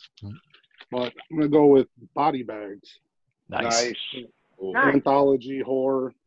Got John Carpenter, Toby Hooper, and somebody Some other else, guy. the other director. Yeah, who was the third guy? Oh, I got I don't fireworks. know. Sorry. Hopefully you don't hear my fireworks outside. But this is essentially it's like a Tales from the Crypt. Yeah. John Carpenter is the coroner, and he's basically telling the 3 different stories. So they're all pretty good. You got Mark Hamill in one. If you've ever wanted to see Mark Hamill or Mark Hamill's stunt doubles Ballbag, you get a chance to see it. Yeah. But right here, I definitely recommend watching this. Good luck with the sponsorship, Seth. Yeah. And then last one, we're gonna go kind of a Nice. release. Captain Nice. Release. We're going with Strange Land, Dee Snider, Twisted Sister, Yeah. and him starring as Captain Howdy. It's one of those early internet movies, chat room stuff like that. If you haven't seen this, you should go ahead and watch it. It's pretty dated, but it's still definitely worth a watch. It is a little bit pricey on this, but Both show. it's worth picking up. I still feel bad because it's sitting on my shelf, and that one guy wanted to buy it from me, and I still haven't even watched it, but I didn't sell it to him. I'm not gonna watch it, but I'm not gonna give it to you. Exactly. Own to No, own. you should see it. It's a good one. It really is. Yeah, that's definitely a watcher. So You guys have definitely oh, given no. me some ideas to watch. yeah, that was actually 7 with 2 in the cat box. So Sweet. I'm gonna pass it on down to Sam. Nice. Good selections, everybody. Not too much doubling down, and we had a few repeats. So what do you got there? Ticks? I had an extra just in case, like if somebody had gotten it first or, needed one. But yeah. Man. All right. So we did. See, Vinny was a disbeliever, but I want to throw Suspiria in there. I mean, you could say that they made Deep Red into Suspiria 2 backwards in Japan, but I don't know. But they did. Or like Inferno and that Mother's trilogy. Yeah, they did. whole They did thing. make 2 legit sequels and a remake, so that one gets right down the toilet. Yeah. Damn, Great Argento. film though. Yes. Yeah. Just watch that 4K. I mean, I watched the LaserDisc. Oh, we can always do a sequels only next time or one of these times, Yeah, that'd be fun. I'm down. All right, so what's up next? Is it pickups? We doing pickups? Yeah, I think we're pickups. All right, let me do mine quick because I got a big one. I got 0 Goose egg. Get your act together, USPS. I've got like 10 boxes of LDs and LD-related stuff coming to me. And I got a slow boat that landed. Jersey City ate it. It's been sitting there for over a week now. So I got nothing. So I'm going to Ryan. Where are you? This way? Yep. So I did pick up another collection, believe it or not. Apparently that happens in Chicago. Oh, we believe it. And I also got out because we're not under quarantine or, shelter in place or anything. So I hit my favorite honey hole in Illinois. I have 2 places that I like to go, and I'm not going to talk about them because why would I?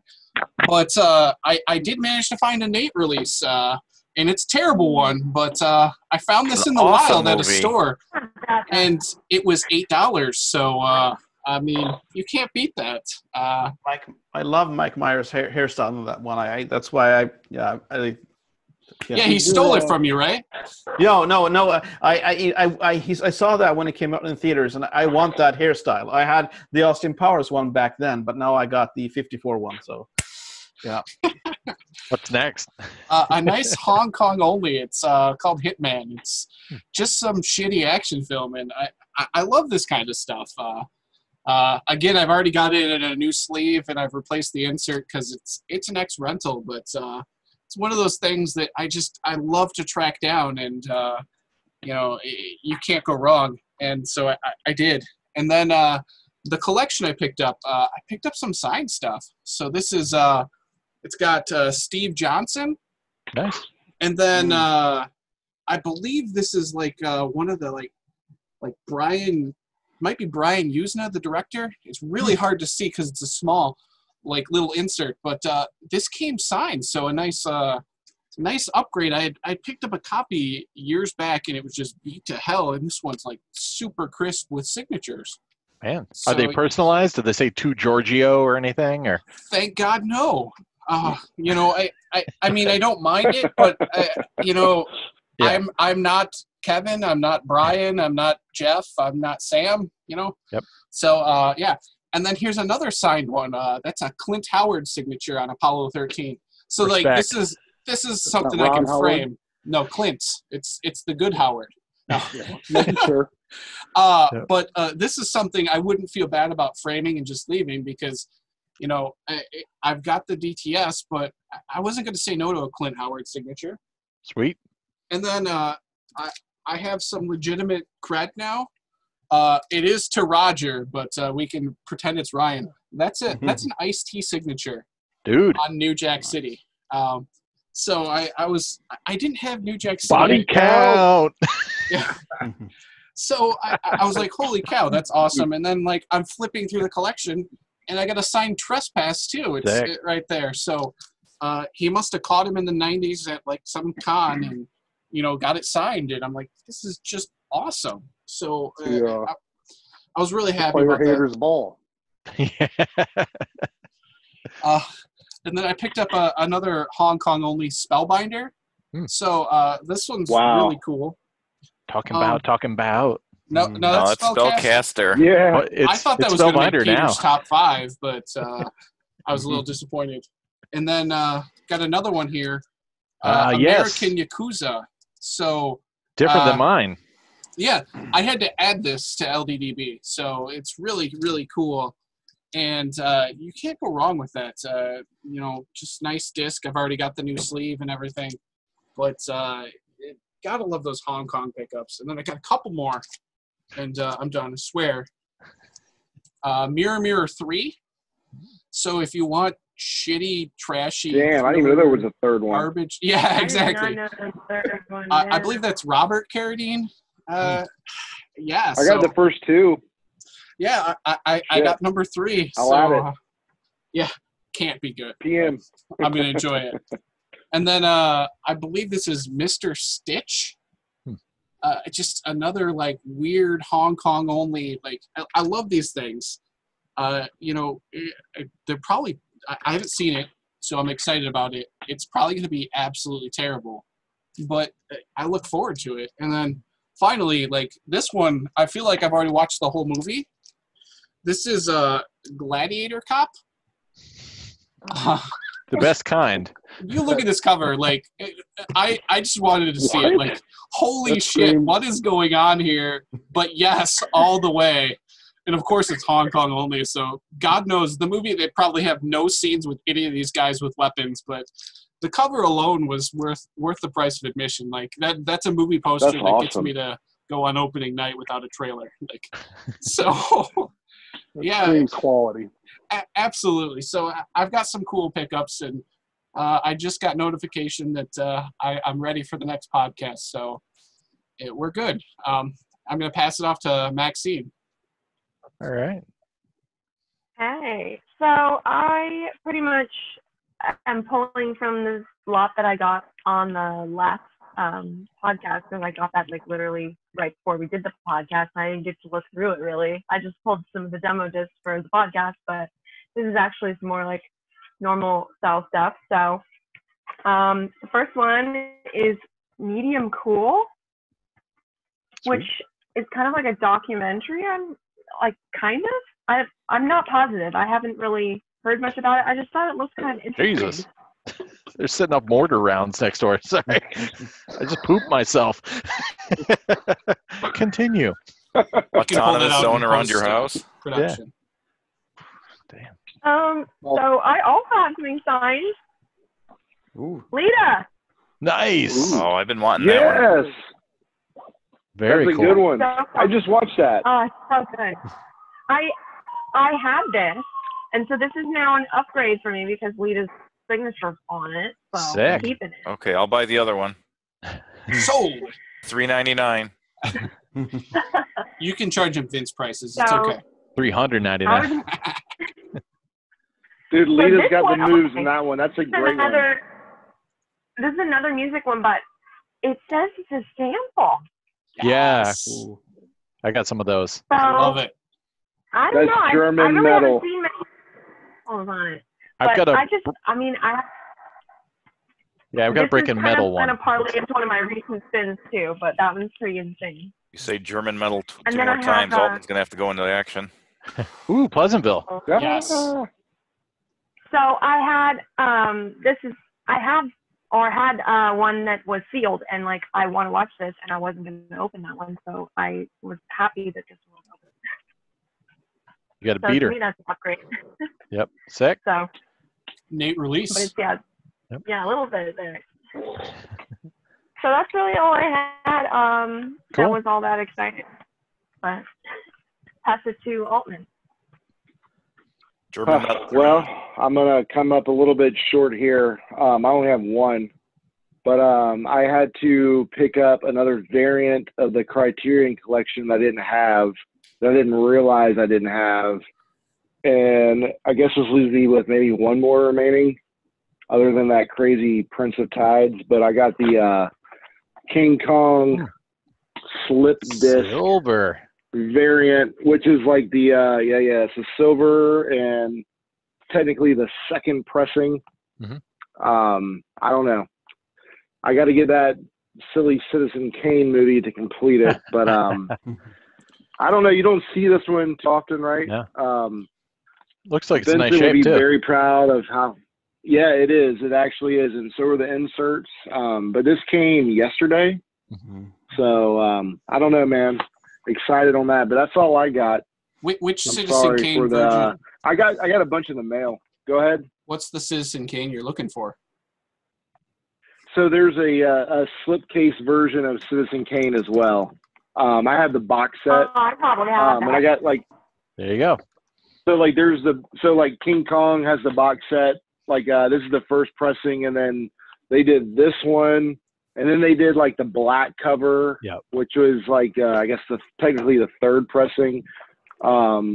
Those first 9, I think most of them got 3 releases, or definitely at least 2 releases. You know, CLV, CAV. I don't know. I can go grab them all, but maybe we'll save that for another round of this. But that's all I had. Nice. Go ahead, Pete. All right. Well, I got a couple of cool things this week. One, and foremost, thanks to Bill, was my HILC1 that you guys saw in the last podcast. I'll just tell a quick story about that because this is kind of interesting information. So after Bill got it all fixed up, it wasn't working with AC3. I think you heard him say that last week or 2 weeks ago. So he kind of messaged me, said, I've got everything going. It's been calibrated, scoped, and when I check it, what do you check with the voltmeter? I was looking on the oscilloscope at the signal. Yeah, he's looking at the AC3 signal saying, basically, look, there's no reason this shouldn't be working, but my demodulator isn't locking onto it. So he suggested that he not rip into the AC3 mod and take any more chances and start messing with a perfectly good player. His advice was, I'm going to send it to you, and I bet that the demodulator you have is going to lock on. For some reason, the Pioneer one that he has, he wasn't confident it was going to work in it, and it wasn't working. So first thing when I got it, plugged it in my EAD that I got courtesy of Ryan Cushing, and locked right up, no problem. The AC3 works perfectly. So moral of the story is not all demodulators are going to work with all players, I think is what we kind of figured out. Some are going to be more difficult to lock on. So I always just assumed that if you had a demodulator, it's a demodulator, you plug anything into it, it's going to work. But obviously it has to do with the signal amplitude, it being in a very specific range. And a lot of the not first-party demodulators take that into account. So all the Pioneer stuff pairs really, really well with Pioneer. It seems to be that other stuff, aftermarket mods, Sony players, things like that. The important ones. Yep. they seem to work a little bit better with third-party demodulators. I noticed on the JBC, I believe it is, and Lexicon demodulators, there's a switch that does high, medium, and low. Basically signal for the signal impedance that's entering the demodulator. We're suspecting that Peter's EAD just automatically compensates for the different signal levels and handles it and then processes it from there. So bottom line is the thing works perfectly. Thank you again, Bill. I'm really, really happy with it. I've watched a couple movies on it, and it's a spectacular player. So I've got other discs that are USPS and Japan stuck, but the one that I did get in was Sledgehammer. Nice. It's got 4 episodes on it, all shook up, Witless, Wild About Hammer, and Under the Gun. I haven't seen this since I was a kid, so I haven't actually watched this. I hope it's not rotted, but that's going to be on my to-do list there. So nice. Sweet image. Send it over to our favorite Swedish meatball, Seth. Yeah. So a while ago, I've been buying from this guy in Denmark, and he's sending me texts. Hey, do you want to get this? And I bought stuff for Bill and Sam and stuff for Ryan too. So the border's been closed because of the whole pandemic, and out of the blue, he says like, "Yeah, a buddy of mine who lives in Sweden and works in Denmark, those people can commute. Should I bring him should he take the discs over? But we have just a small bridge between Denmark and Sweden where I live." So, and he did it. It was like a huge mixed bag. So I'm just gonna not talk too long about this, but there was a lot of cool stuff that I got from that lot. So Zardos, science fiction with Connery. This is a widescreen version. Yep. Freaks. Nice. Haven't seen this, so one of us. Let's see what else. Yeah, I have Future World. So Westworld. Nice. Yes. That one's gotten really expensive lately. Like it used to be like $5, and now it's like $15, $20. And I get it; it's really cool, and there's the TV really show. awesome TV show. Yeah. But man, that like really changed the dynamic of that one. Yeah. And this one I got because Vinny's not here today, but this is one he's been raving about, the old Dark Horse. Dark House, yeah, not Dark Horse. Yeah, doesn't have any LaserDisc logo or anything, so that was why he brought that up once. And some Bergman, of course, Persona. Got this just for the cover. I have the Bergman on Blu-ray and stuff like that, but the cover on this one is pretty nice. Got that one too. And like old war movies was in this collection. So this guy had like such a wide range. The anime stuff, like tons of US anime discs, and he also had. Only thing I missed out from that collection was like the Fulci stuff. This one is probably no, it's not the PAL disc. Dude, but I don't know. Terminal Man was on LD. I think it's a PAL disc then. Yeah, it's a PAL disc. Oh, okay. Yeah. I was gonna say. So a lot of discs in that collection, I pass on the PAL ones like 9 out of 10 times. Yeah. But if it's like something, if it's only on PAL, then I will get it. So like there wasn't no Mega Man there. I skipped on that one because there's a US pressing of a Mega Man. That's your second Michael Crichton grab so far. That's a Michael Crichton story. Cool. Boy and His Dog. This is supposed to be good science fiction. It's out there, man. Yep. And what else? Yeah, this is sort of like late-ish releases, like a Dolby Digital AC3 version of Papillon. Sick. So let's see. I've got some more here. No, yeah. Stepford Wives Elite Entertainment. Yeah. Nice. I haven't seen this, but yeah. Let's see what else. Elite. Yeah. Shout out to Vinny Boncalari. Yes, sir. And Kenny Omega. Yep. There were some anime discs there that I got. This is one of my favorite from Studio Ghibli, the Totoro one. So this is dubbed in English. So you guys, so I guess this dub isn't available on current releases, and people who are nostalgic to the old dub wants the yeah. But I don't care. No, I just watch in Japanese. Yeah, I've only watched in Japanese. So, Yep. And then there was a lot of stuff like this, like outrageous animation, and I love this stuff. I love this stuff. Nice. So yeah, and then there was this guy in Belgium, Chris Sondervorst. He had the box version of Close Encounters of the Third Kind, and asked if he wanted to sell it. And he found out that I wasn't living in the States, so he thought I was living there. So he had that, and he had like all the Pink Panther movies. So I can buy like all the Pink Panther movies from him, and also he did a fantastic job packing.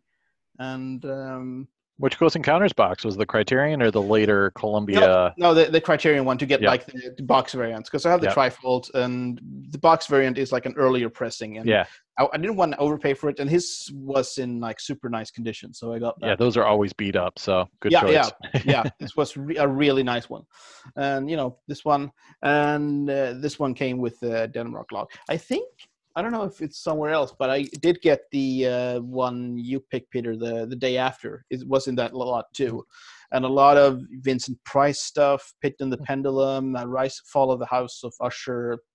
Those are awesome. Cool. Yeah, and them, lots of those cool science fiction gems that I probably wouldn't have seen and probably wouldn't have bought on Blu-ray. So that was like, great thing I got there. Yeah, that's... Oh, I also got the Denon, I have to say, this piece of kit. And, when Peter started to do the eval board and he's flexed that Denon thing, it's like, this thing does the 24 cadence. So I've tried to get 24p out of LD, and Peter said, man, don't bother with it. And, I won't bother with it. And then he said, I have this thing that does that. And then the prices started skyrocketing on eBay because of the Biancardi effect. It happens. but I Googled it, and I found it on the Austrian sort of like equivalent to Craigslist. And last year I was in Vienna for a business trip, and then I see if I could find any LaserDiscs, because they were actually made in Austria. Some of the good ones were made there, none other ones. So I didn't, but I found some Criterion Blu-rays which I bought. So I already had an account on that thing, and I sent them a text. Hey, would you mind using Google Translate? Would you mind sending this to Sweden? They were like, yeah, sure. So I got that Denon. I've been trying it out. It does the 24 frames thing. It's got a great DNR. The only thing, so you can't replace a scaler because it doesn't have the zoom functions, and it's got HDMI out only. So your TV will probably lock to whatever it's sending out. You can probably do some sort of stretching and cropping stuff, but it's not a scaler in that sense. But it's a really, really good machine to have in between. So if you got the eval board, noise reduction. Yeah, the DNR, the noise reduction. Yeah.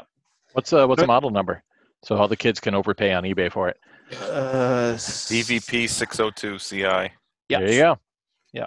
So everybody on this podcast buy it tonight. No. Yeah. Yeah, so the old setup that I used to have was a Crystal IO2, which went into a Mosquito, Algolith Mosquito, which is a really good noise denoiser, and then I used to have, and then a Lumagen for the actual scaling. So the eval board seemed to be good at 480i, and the Mosquito doesn't like 480i, as I understand it, prefers 480p, and then it's going to be a bunch of problems. So, well, then I found one for like under $150 in Austria. So now I'm going to change my setup totally. I'm trying to keep up with Peter. Not to bore people with hardware. We're going to go for like 4 hours, but somebody's got to be able to find the Denon's just a Rialta HQV technology. There's got to be another scaler or a AVR or something that can do this exact thing that this Denon is doing that people aren't asking a bunch of money for. Somebody's just got to do a little research and you'll come up with it. Same thing. Yeah, I read that some of the AVRs from that era had that same technology. So you could probably get like a Denon AVR for that. But they're not going to look as cool as this processor. Seth, just a heads up, your Mosquito will take the 480i from the eval board. It will, okay. Yeah. Okay. Yeah. And you can send it direct to the Lumagen, still has 480i. Cool. But once you get the Sony Muse player, you don't really need the Mosquito anyway. Yeah, but okay, cool. That's really good to know, because I'm going to lend I have a buddy in Stockholm, Chris Jacobson. Shout out to him. He's doing some Arduino tests with the eval board to see if we can get it to work like a standalone unit. He's going to test my Mosquito to play around with that, because I want to slim down my stack of processors. Well, it can be done. It's just a matter of Bill deciding he wants to do it. Yeah, we're just waiting on Bill. He was working on my player, so and Peter's player. Within about 3 hours of deciding it's time to do it, he'll have it done. Believe me. Okay. Yeah, man, that jig. He put that Sony jig together in like 45 minutes. Like that's after the funniest asking. thing I've ever seen in my life. We've been talking about this thing for years, and we're never going to be able to calibrate these Sony players. Bill's like, it's a fucking thing. I'll do it.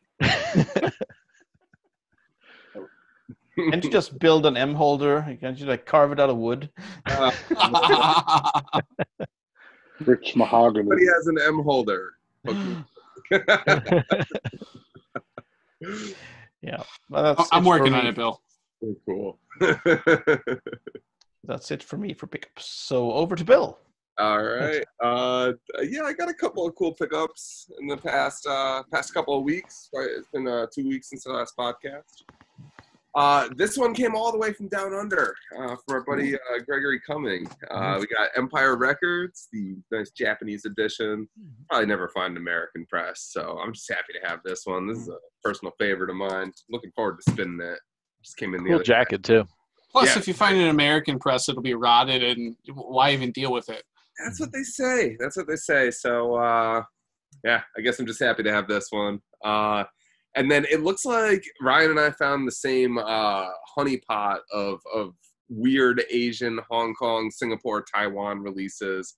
So I've just got a whole bunch of those to kind of show off here. We've got one that I haven't seen yet, Day Trippers. I believe this is an exclusive for Hong Kong and Taiwan. I don't think it was released in America. Looked kind of cool. It caught my eye. I don't know a ton about it. It's supposed to be a comedy.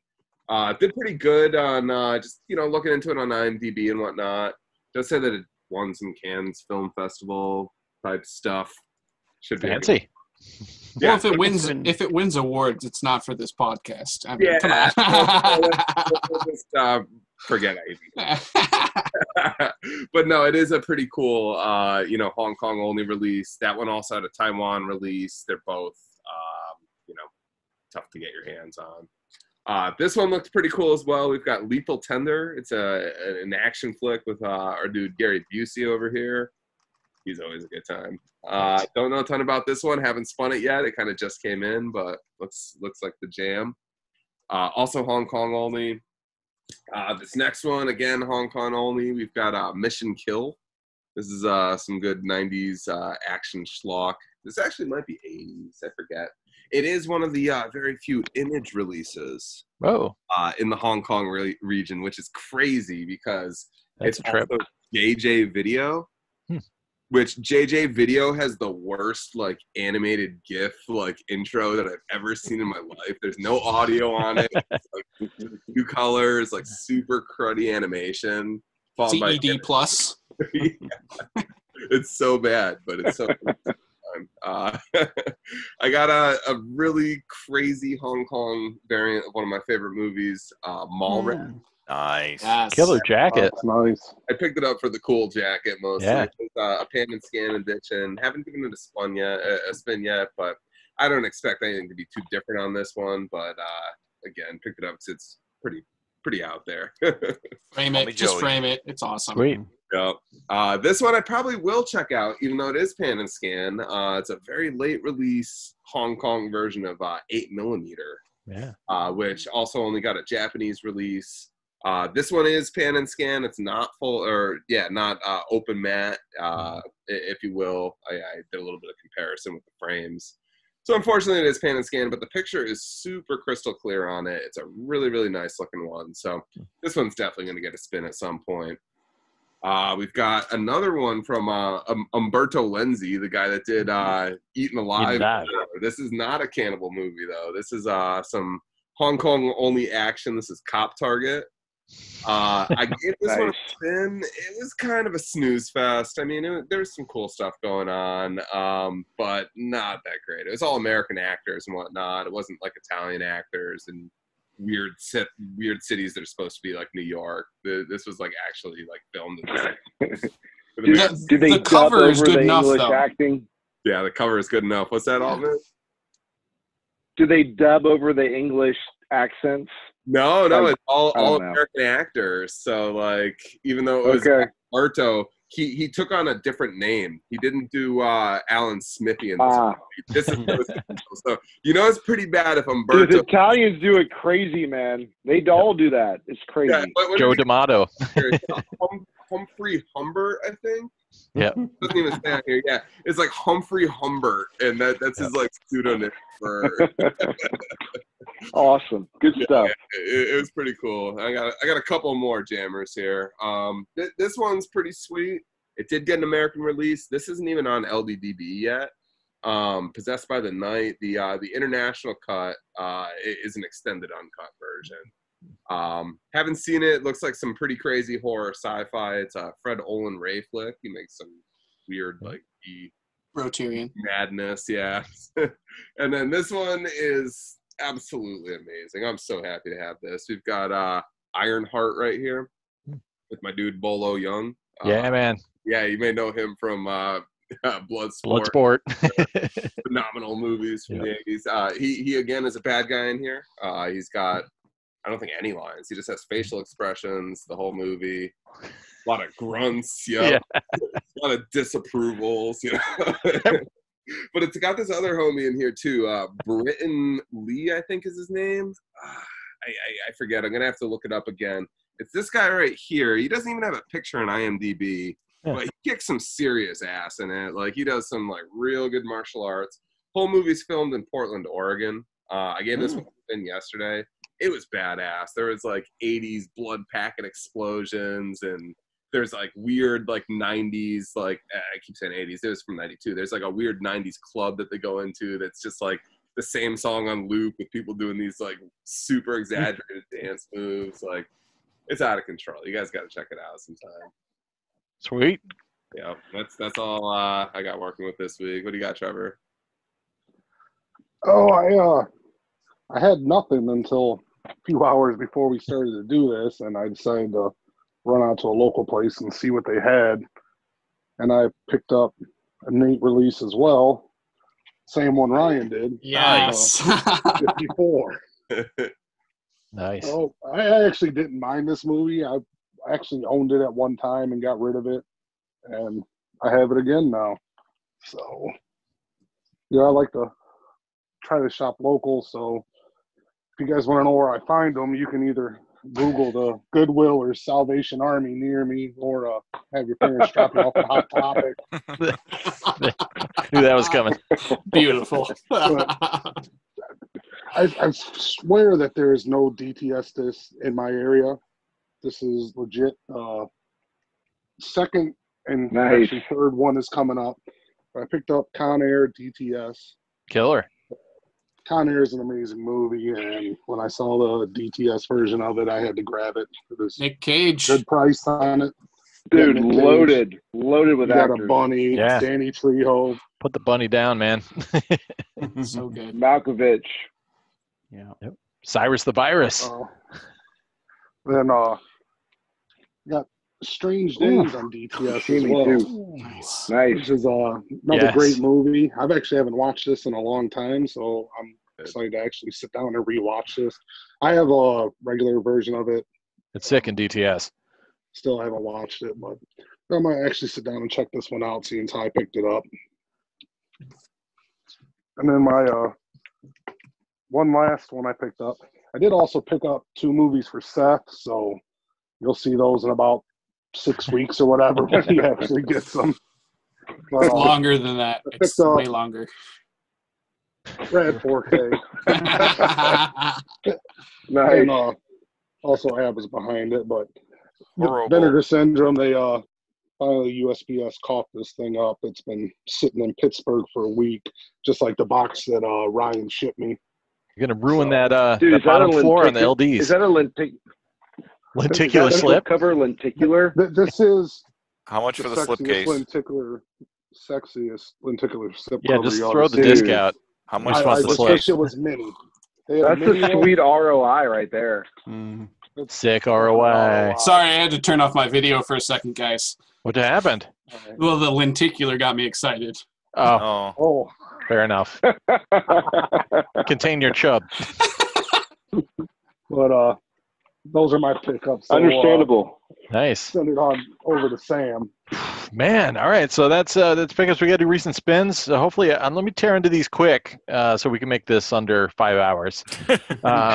Hopefully, there's you guys. nobody watching at this point anyway. Right? Yeah. Who cares? It's all gravy at this point on. I don't care. I'll upload a 5-hour video. Oh wait, tune in for Bill's cat. Wait. Yeah. Kitty. We got more cat. That's from my mom. I'm a hatch. Yeah, I got some spins in. One was from some secret work me and Bill were doing. We'll tell you about it someday. But DTS GoldenEye. Also, I hooked my amp back up after the last episode and wanted to test out some new definitive surround speakers I installed. And what better choice than to fire up some DTS GoldenEye? Goodwill find. Thanks to Peter Biancardi. Yeah, still has all the extras and everything like that as the AC3. So a worthy find. I'm sure everybody knows what it's about. In case you were wondering, this one goes out to Altman.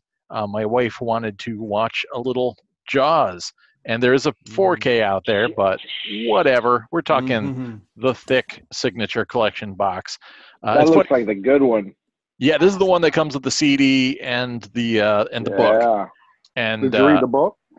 No, and it's funny. I was just thinking about, because Peter Benchley's in the movie. I'm like, oh, there's Peter Benchley. I'm like, I should read this freaking book. I never have. So I do know that Mrs. Brody and Hooper have a little bit more of a connection than they do in the movie. So I got to check that out and report back. I'll do a book report. But yeah, I mean, you got to watch it, and I'll end up checking out the 4K at some point too.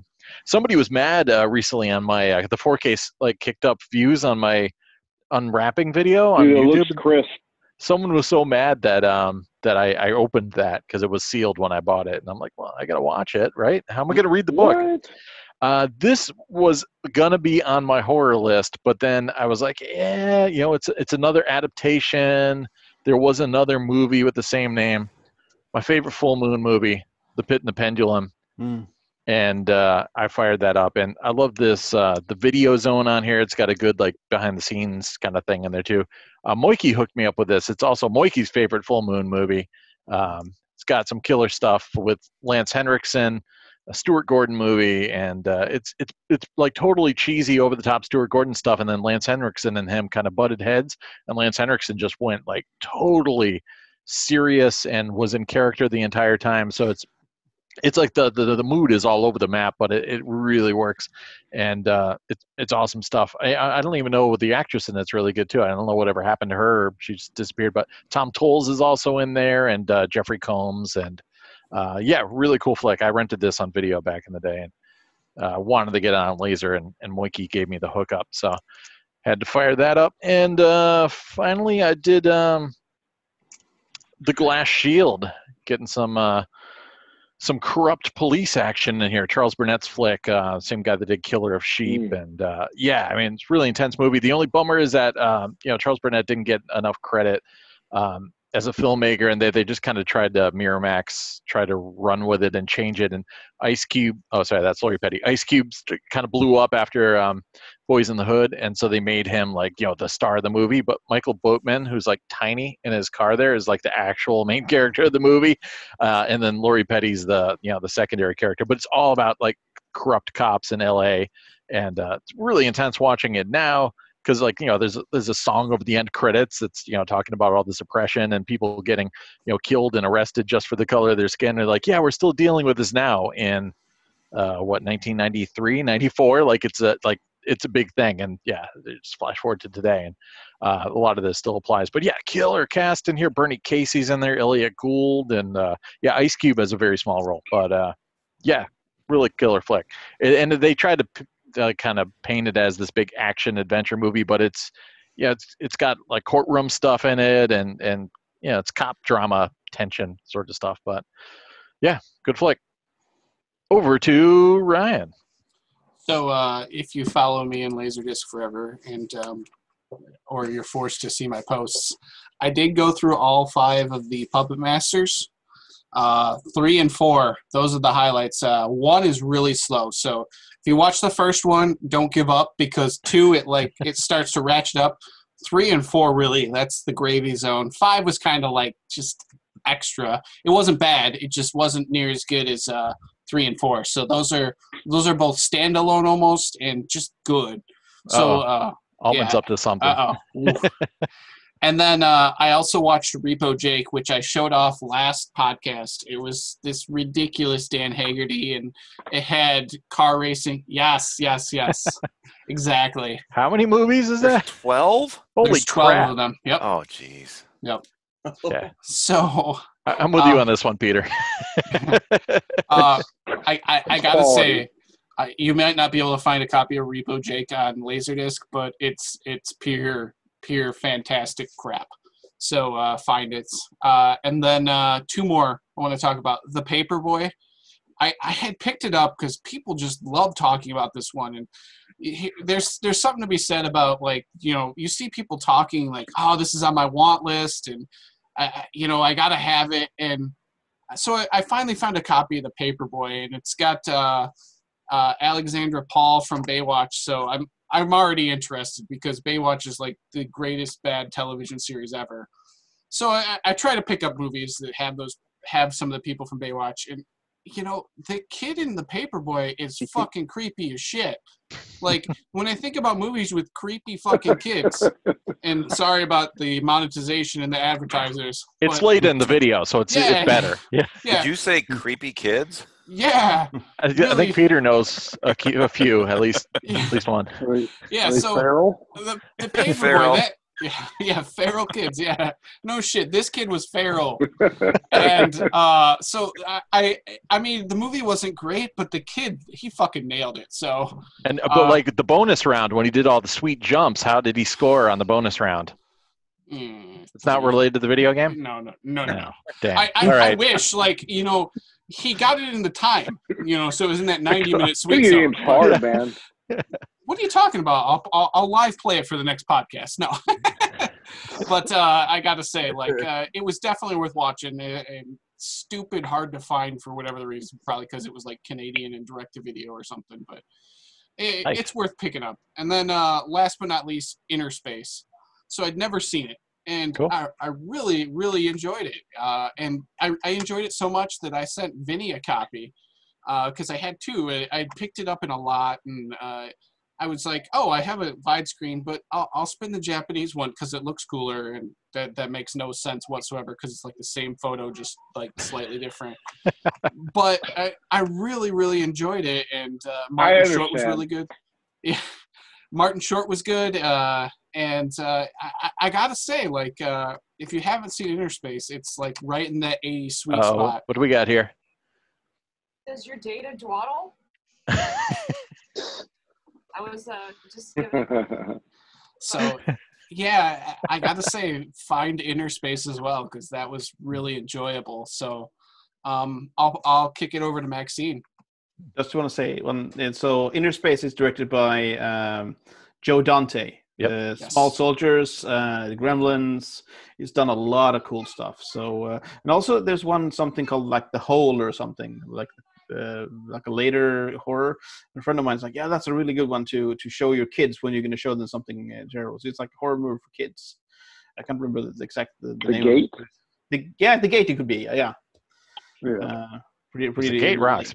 But I don't think that was Joe Dante though. Mm-hmm. Oh, okay. Well, then I gotta look at my Joe Dante. Yeah. My mistake. Okay, over to Maxeene. Sorry for the interruption. I'll do the research in the meantime. So I over here have been on the what is similar to RoboCop but isn't RoboCop kid. So, Yes. Ooh. Yes. So this has been okay. So I'll also preface this as I typically will wait if the movie is set in a future time where it's foreseeable where I can watch it in the time. Can I interrupt you, wait Maxeene? for that year to watch the film. Is this something that we should have a top 5 for? Actually, I think that'd be like having go like ahead. a top 5 of movies that you watched in the year that you were watching them, that they were set in. Like that'd be amazing. But so a couple of these were set. Like I'll start with this one. This is chronological. This is supposed to be 2009 future, which is hilarious. But Free Jack. So this is supposed to be RoboCop adjacent, and I kind of got that vibe. But I actually really like this. This was like one where I don't know. I just never I'd heard of it and I never watched it. And I mean, it's Emilio Estevez, Anthony Hopkins, Mick Jagger, Renee Russo. That's fun. And I mean, it has like just weird one-liners and like he's like a race car driver, but then he just gets like yanked into the future. And then all of a sudden he's like given a gun by a nun at a church. And like, it also has like a young Mike from like the Breaking Bad or like Better Call Saul series. So if you want to see like young Mike, that's pretty cool. But like overall, like the ending was like a little bit of a weird like letdown to me. I don't know why, but like the whole like it also started with a Scorpions music video, which showed a ton of like the key scenes, which like for someone who's never watched it, like stop showing me scenes, like you're spoiling it. But like overall, like I really did like this, and I felt like it was a good enough like RoboCop adjacent thing where like it satisfied that like futuristic like with guns, I guess. Nice. But, and Seth, you were right. Like, The Hole was that movie, by the way, by Joe Dante. Yeah. Sorry. Seth was right. Back to Maxeene. So this is also on the list of things that was RoboCop adjacent. And this was one where I just frequently passed it up. Like I was like, I don't know what this is going to be like. But it's also because I didn't get this until after 2017, and this is set in 2017. And I was like, well, there's no rush to watch it because 2017 already happened. So, but this, I really liked this. I feel like this is kind of like overlooked to a degree. And this actually has Jeffrey Combs in it. He's in this. He's a little bit part where I almost didn't even recognize him because he's got these thick glasses on and he's got really long straggly hair. And I was like, is that it? And then, like, yeah, that's him. Cool. So this is worth watching. I mean, I feel like this is not that hard to come by, but like, yeah, I see that around. Really good. Yeah. So definitely worth watching. And then I was trying to figure out if this was going to be good enough for a horror because it is monster related, but that's an awesome one. This was not for the list, but I love this one so much. The outfits in this are so good. I see the Japanese one a lot, but I think that covers better though. That's like a rarity where the U.S. covers better. I like the yellow. I like the Ticket Man versus Monster, and it looks legit. Yeah. The back is great too, but this is the only copy I'd ever found, like locally of it. So just totally happy to have it. It's a great one. Nice. I literally watched that this morning. And then my last one here is Dr. Alien. I love this. It is so friggin' everything just wrapped up into one. It's like goofy and like has like bands playing in a bar in the 80s and like a kid who's not that cool, and then all of a sudden he becomes cool, and like it's pretty much just one of the best ones. So this frequently I feel like goes overlooked or no one's even heard of it. So if you don't own this, you should own this. Period. Like, it's good. It's one of my favorites. Not just an alien, Dr. Alien. Dr. Alien, yes. She's the doctor. She got a PhD.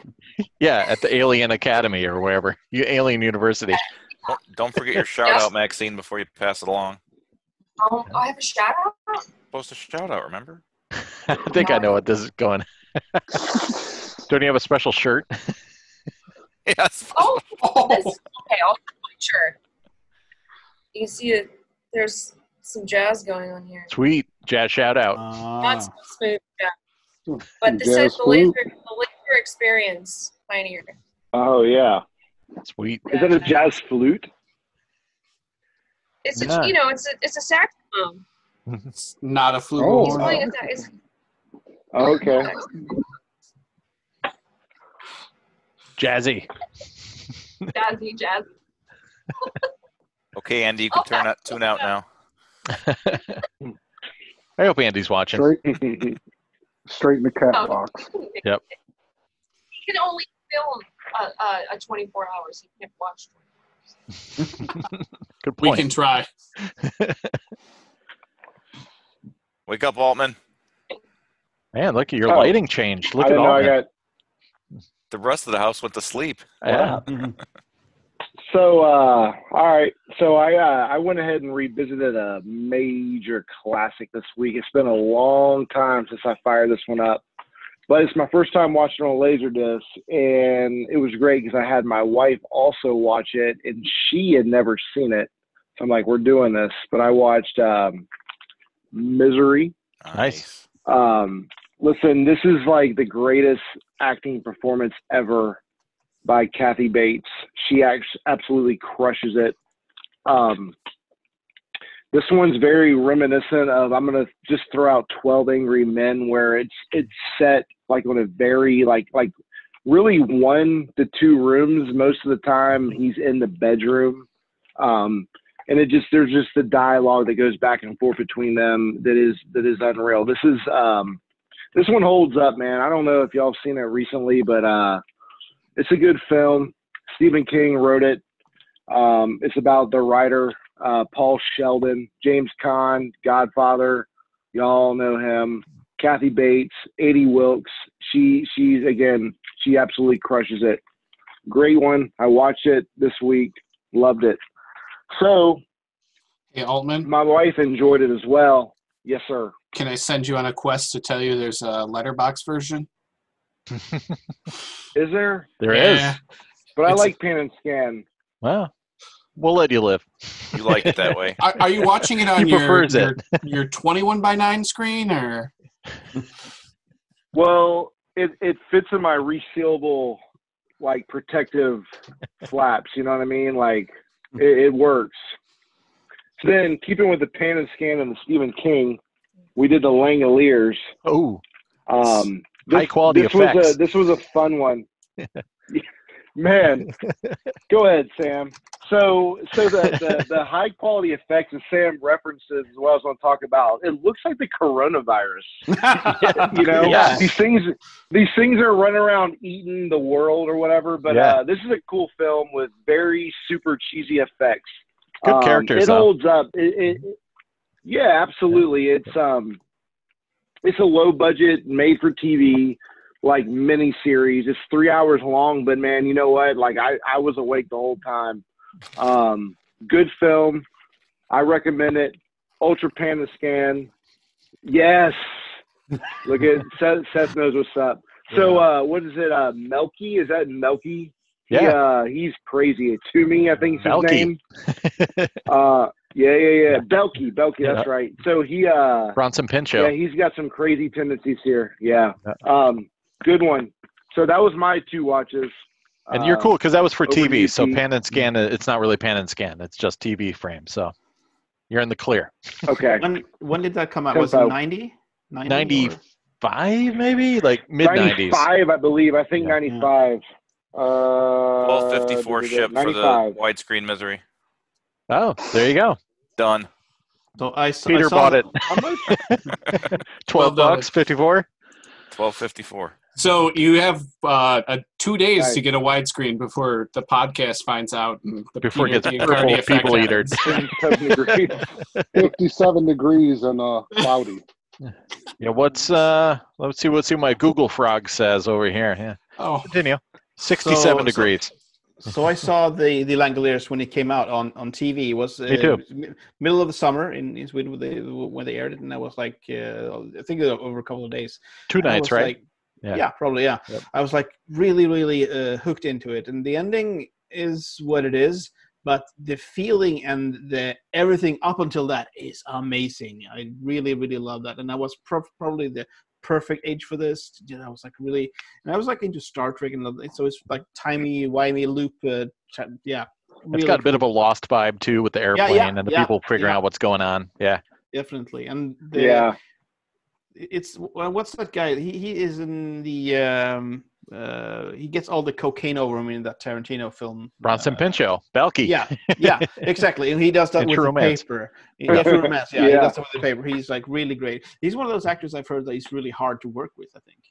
I saw him at the ATM machine in Los Angeles in my apartment once, but he was okay to me. Okay. He got his money and he just left. And wow. Yeah. Anyway, sorry. Back to Chris. I think we hijacked poor Chris. Sorry, Yeah. Chris. No, no. That was my 2. I'm done. All right. Kicked it on over to Peter.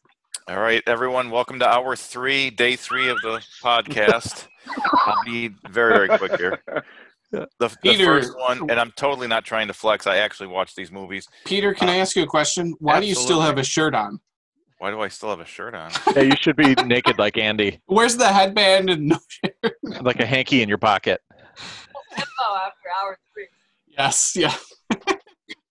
All right, anyway, this one was hanging on a frame in my wall, and I loved staring at it, but I decided I wanted to watch it, so I pulled it out of the frame and actually spun it up. This is that an LD? You're flexing. my favorite disc of all time. I love this movie. I Actual late release that's fun to watch.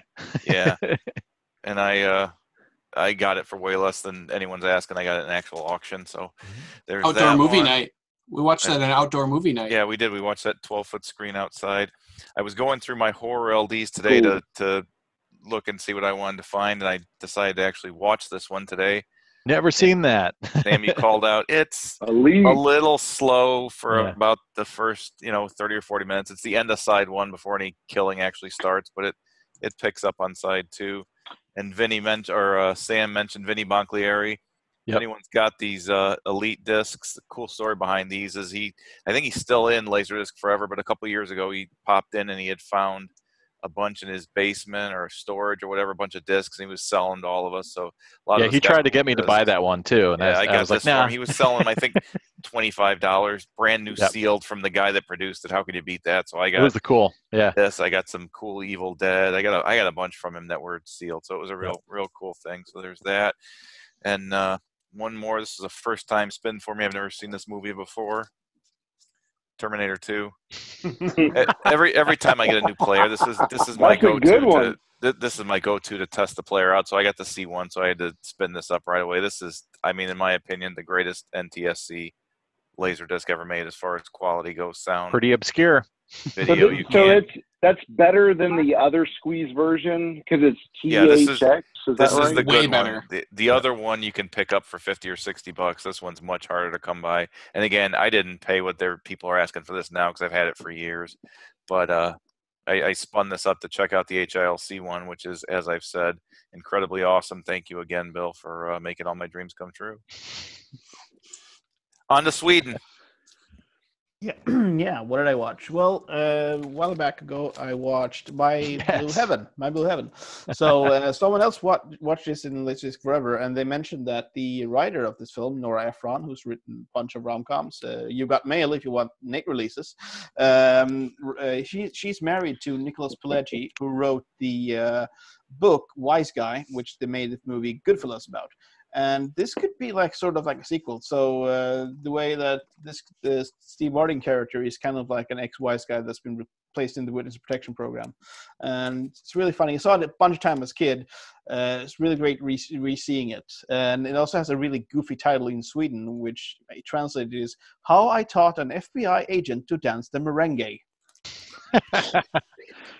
Arugula, Yeah. it's a vegetable. Yeah.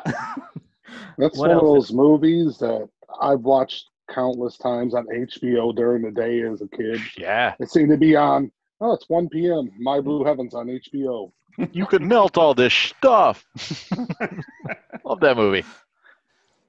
And then recently, in recent 15 years, comes to books. Scandinavian crime has been really popular. I know, especially in the UK, Scandinavian crime series from Denmark and Sweden are shown all the time. And then they fly in directors from Hollywood to make these adaptations into with the American or English actors. But before that, there was Smilla's Sense of Snow. I still haven't watched mine to corroborate your findings, but I will. Yeah. So this is made in 90 something. So this guy Billy August, he was nominated for a Best Academy Award for foreign language film. Then he probably got to do a film in Hollywood. Giddy. But yeah, so this follows the mold quite a lot for these sort of. So if you've seen the Noomi Rapace or the what do you call them, the one with Fincher. So it's typically like something happens, and this girl, she's kind of like, yeah, she wants to be on her own. She follows the mystery, or there's like a conspiracy, and then in the end it goes kind of weird. But there's a really good mood to it. So one thing about this is like in Denmark they own Greenland, and so this film is a lot about people with Greenland heritage. So she's supposed to be half Greenland, but she's a French actress. So I don't know if that would fly today, but and there's other great actors in here too. So let's see, Richard Byrne, Richard Harris, and then the guy from Claire Girl from Jurassic Park. I don't know. Oh, nice. Yeah, he's in there. He plays like this creepy detective, and then Jim Broadbent's in there. He plays like a pathologist. But all of the detective stuff, sleuth stuff, when she's like going to the morgue, why did this happen? Who did the autopsy? Oh, why did this guy do the autopsy? All that sort of stuff in the beginning there. Really good detective crime kind of film. Yeah. And one thing I also thought about, I did spend the Color Rouge when I did the testing of the Denon, and I realized that Kieslowski, the director that made the red, white, and blue trilogy, he should have cast Julia Ormond to have like a trilogy of girls that look all the same.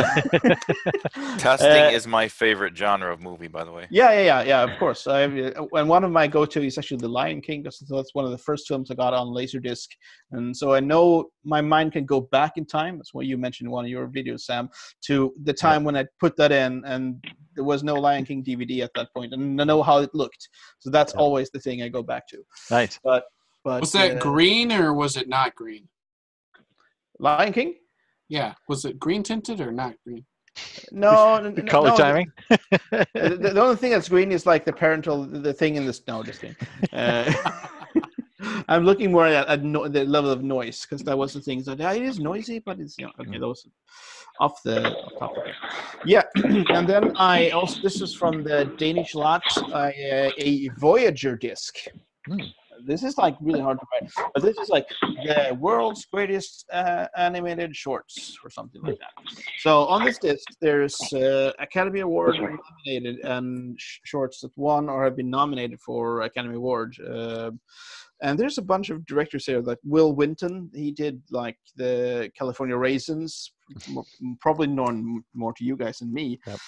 And the really trippy one, with Tom and Huck or whatever it's called. Oh, yeah. Yeah. That's and creepy. wonder if he was the one that did the Sledgehammer music video. Oh, it's got a similar kind of claymation-ish kind of style. Yeah, it's possible. And there's Aardman that did Wallace and Gromit, early stuff by them. So this is the kind of stuff I would buy on DVD a lot. So animated shorts, I love that stuff. And when it comes up every year, I try to see them when they come off on the Academy. And there's bonus features on this one. But there's a really cool one, which is called Special Delivery, where a guy doesn't shuffle, removes the snow from the walk, and when he gets home, the mailman has been killed. So he fears the wrath of the letter carriers union. So he decides to hide the body and stuff. And that animated film is like totally crazy. It goes into a really weird direction. But yeah, this really great little collection of animated shorts here on this one. Yeah, that's what I've been spinning. Over to Bill. What you've been spinning? Yeah, got a weird mixed bag here, but we got some cool stuff. Watched this one the other night. Scarecrows, real interesting. Cool. I guess kind of action, horror, thriller, mix mash. Pretty cool movie. These guys heist some money. One of the guys burns them and tries to rip it all off and hunts them down in this weird like haunted cornfield, and the scarecrows start coming alive. It's a good one. Nice. Highly recommend it if you see it. Watch this one. Last night, actually. Always a good time. I don't know. Something about the dialogue in this movie gets me every time. There's always some line or some little like juicy nugget that just like didn't quite register or flew over my head the first time I saw it. But yeah, I always pick up something new from this every time. Great watch. I could watch that any day. What's that? I could watch that movie any day. Anytime it's on, I leave it on. Definitely. I read the book for that one too back in the day. I prefer the movie. The book's kind of long-winded, but it's still a good time. They follow each other pretty much, though, as far as even in like the deleted scenes, as like the one part of the book they let out. Yeah. Yep. Checked this one out kind of recently too. Payback, one of my favorite Mel Gibson flicks. Thought it was really well done. Real solid, just popcorn action flick. You don't have to think too much about it. Just put it on and have a good time. Hashtag Nate release. Yeah, Nate release for sure. Voyage continues. We finished the last, I guess, official Connery Bond flick. Yeah, he came back a couple movies later, but it wasn't a broccoli romp. If I'm not. No, he did Diamonds Are Forever 2 movies after that, and then like a decade after that, he did another non-broccoli. Diamonds Are Forever, which I've already watched. We're gonna have to come back to that. You went out of order. It's all good. Okay, I take that back. But Bond in Japan, super cool. It was a good time. Yeah, that's my jam. Yep, that's a really good one. And then this one was kind of a snooze fest, but it looked really, really awesome. That's all that matters. On this isn't the Slumming edition. This is the don't ask me why I have this. I've got it, but it was pretty cool. My dude Brad Pitt's in here. Anything with Brad Pitt's probably worth watching in my book. He's got some fly fishing. Got rotted ass Legends of the Fall. That's the thing. It's not really my thing. I couldn't relate to it, but I could see where the bombs came in. You know what I'm saying? Nice. So back to you, Sam. Oh wait, did Trevor go? Oh, Trevor's up. Oh, sorry, Trevor. Oh man. AEW See how Dynamite. it is. I watched Dynamite. I watched Shudder. Bunch of Schlack matches, hardcore death matches on YouTube. But since I put it in my list because of being knocked out, I did watch The Duel. Again, I'll definitely recommend this one. Did you watch the Superhuman live special? I did watch Superhuman live special. That was super humming. Native beast With 2 matches. Florida man in his wild habitat. Yep. Yeah.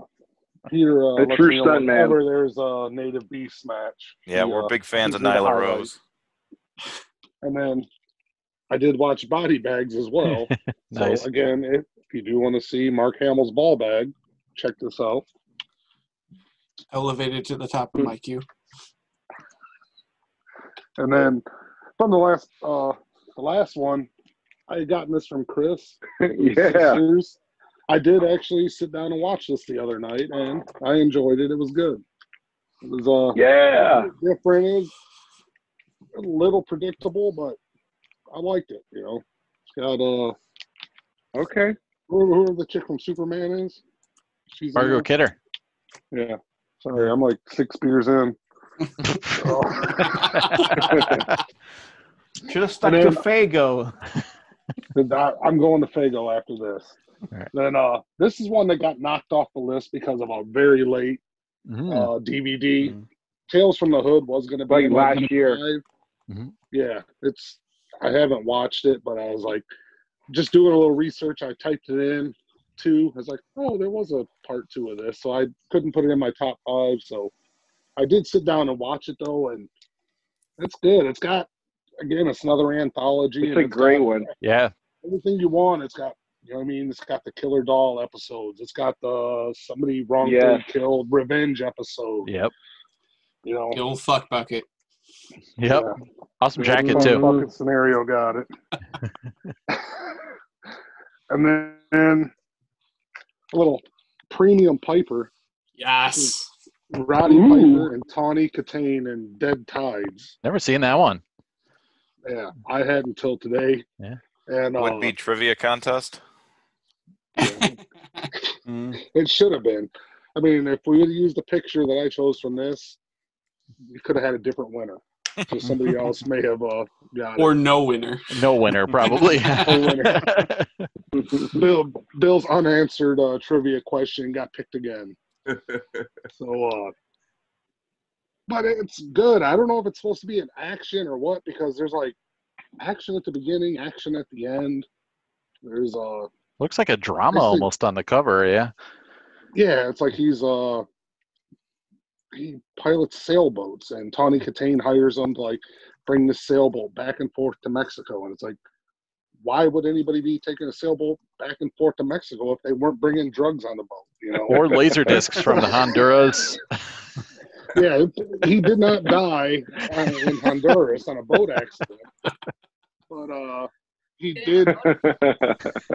did have sex with Tawny Katane and another woman like 4 times before the first side change. So Wow.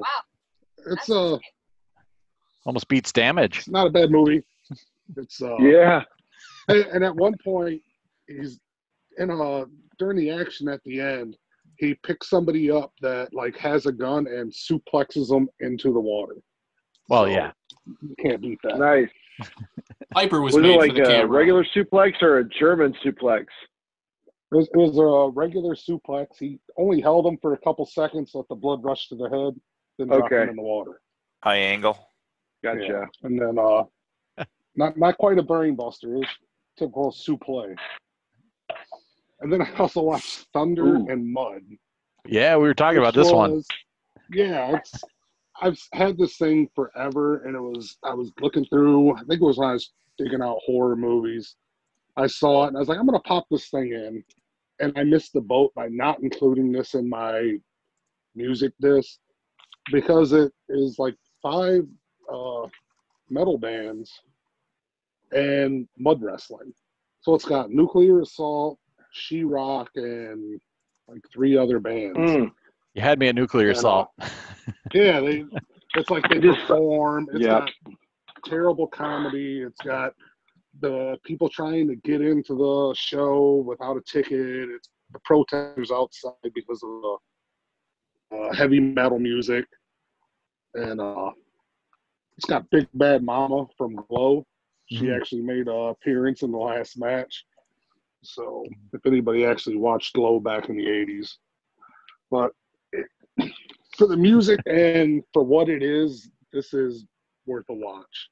It's totally politically incorrect now, like cringe-worthy jokes. It's awesome. You guys should watch it. Yeah, and you led me down this rabbit hole to researching it. And it was a pay-per-view special that was supposed to turn into this big event, and it just kind of was a one-off, I guess. Yeah. Peter watched it on closed circuit at the Hickory Arena. Oh, yeah. That's what I heard. So, but those are all of my recent spins. So I'm going to send this thing back to Sam. Nice. Excellent choices, everybody. All right. Well, it's 5 hours in. No, it's 6 hours. We had a couple topics. We can kill these quick because nobody asked any other questions. So I think Trevor wanted to know a question. What did Trevor want to know? Who bumped this? That was the only question that was submitted. Wanted to know where you buy your LaserDiscs at. Yeah. Where do you get them?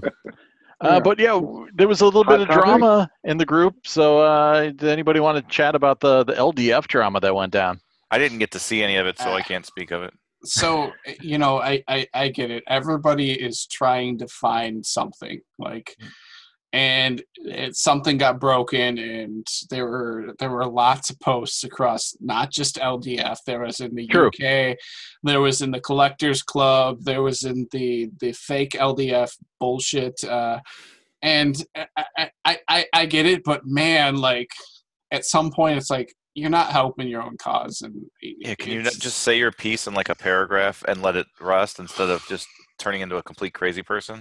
Yeah, because it went for like all day. There were post after post after post, and it was call out from one side to the other, and it's just like it was carried over to the next morning. Yeah. I know for a fact they're both scammers, just for the record. Whoa. Interesting information coming here from the unofficial source. Yeah, so I just it sucks because the one thing I have to say about the community is we're all looking for something or trying to find something crazy or rare or obscure. Like Bill and I were chatting about our little honeypot, and you know, you could find it or don't find it. I don't care, but like, you know, we're all trying to find cool shit, like, and that's the end of it, like, when it all comes down to it. So when something goes wrong, it's like you just got to find a way to, you know, get past it. So, and broken players busted in transit isn't really any new hill to climb. Like, we've kind of cracked this nut in terms of, you know, what steps to take to get that, you know, remedied. The seller should stand behind it. If he doesn't, you file a claim on PayPal, and that's it. There's no reason to complain. There's no reason to whatever. You'll get your money back. Unless you were stupid and paid him friends and family, then it's your own fault. It's like people, like, when it snows again for the first time this season, everyone forgets how to drive. It's the same thing. If someone gets a broken player and everyone's like, what do I do? Should I hire someone to kill this guy, or should I? And then someone, Peter will roll in and be like, just make a claim or deal with it. But deal with it. Yeah. Oh, we got some doggy action too, not just kitty action. Mm-hmm. Making a video for a private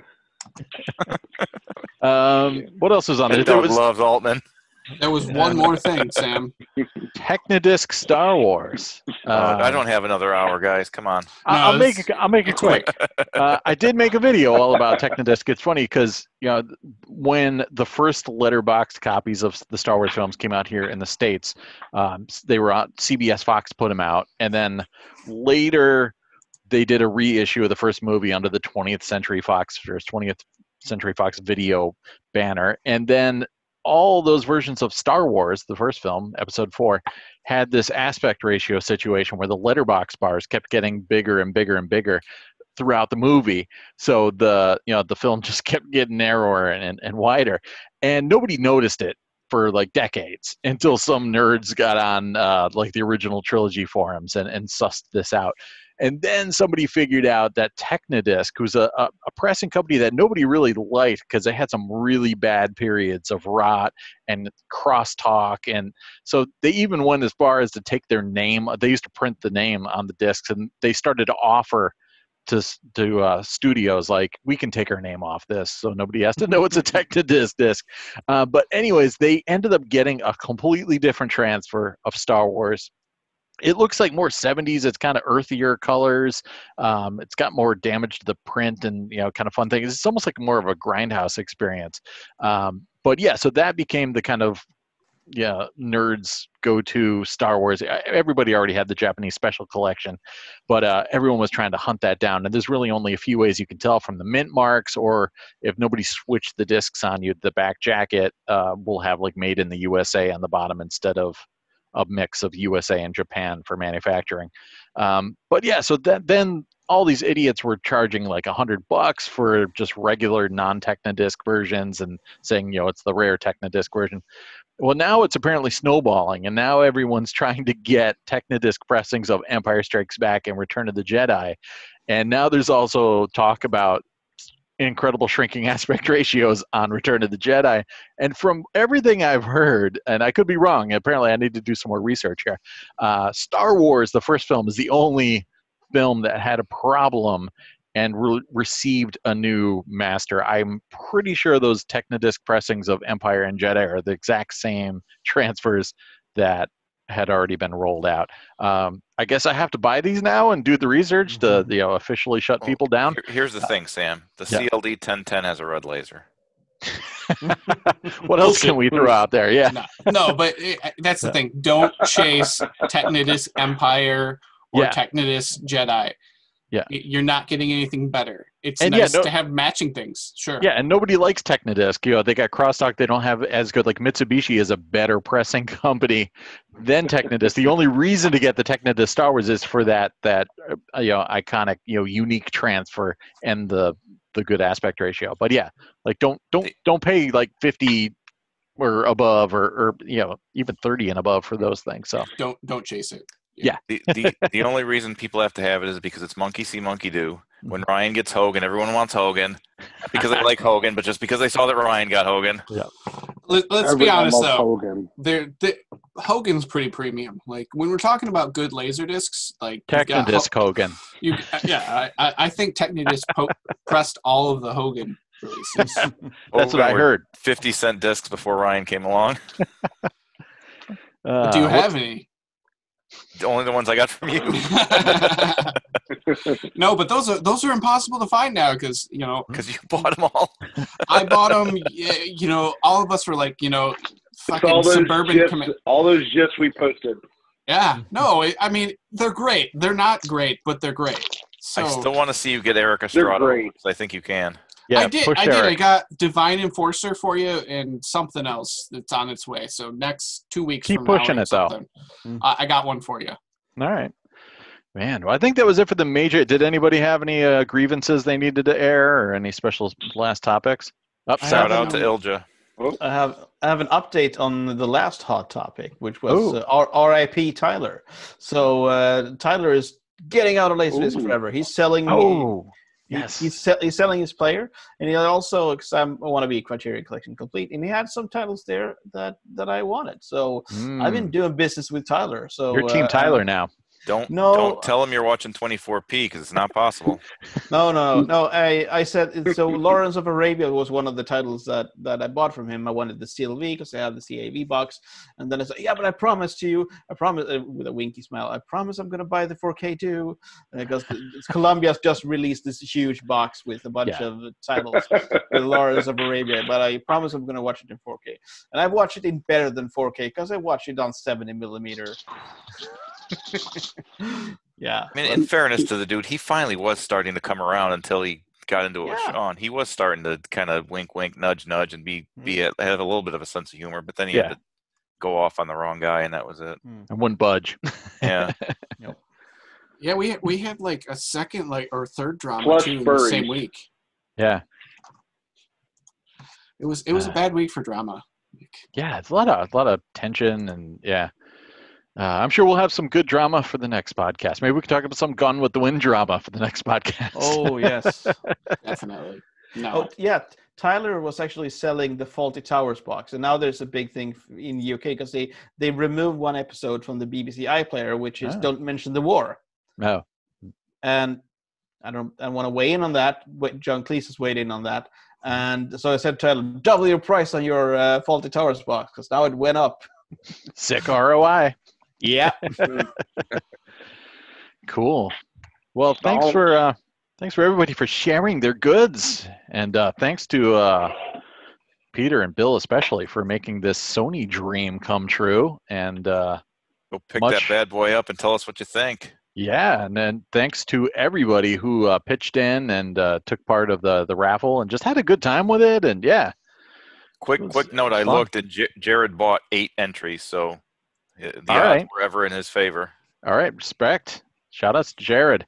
So hopefully he enjoys that LDS1. It's a sick player. It's great. I use mine. Yeah, I've got mine in my bedroom, and yeah, it's like my go-to. It's one of those ones you can count on too, like because it's built solid. So it's like you put in a disc, and you're like, you don't have to wonder if it's going to spin up or And the what drawer's kind of going to open. finish does it have? It's got a very nice URUSHI finish, very Thank you. shiny black, and Ooh. it does have some wood handling too. So If I had to ship it, I could have just slapped a label on it because it's not going to break. Wood prawn. wood prawn. Yeah, so wicked cool. Yeah, thanks for everybody for being part of the crazy, and thanks for these characters for hooking up this crazy scheme in the first place. And yeah, it's been real. So I think we're wrapping up. Ryan, you want to give it the official heave-ho?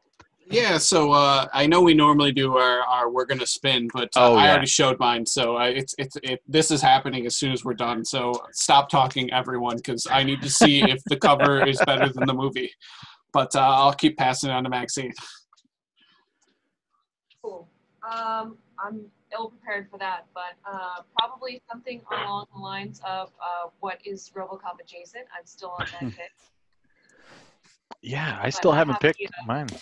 Since we'll see if anyone makes it this far in the video, I will show you the book. That's it. That's all you get. Was it you that had No Escape in there? Did you watch that yet? I haven't seen that yet. That's on the list. Watch it. Watch No Escape.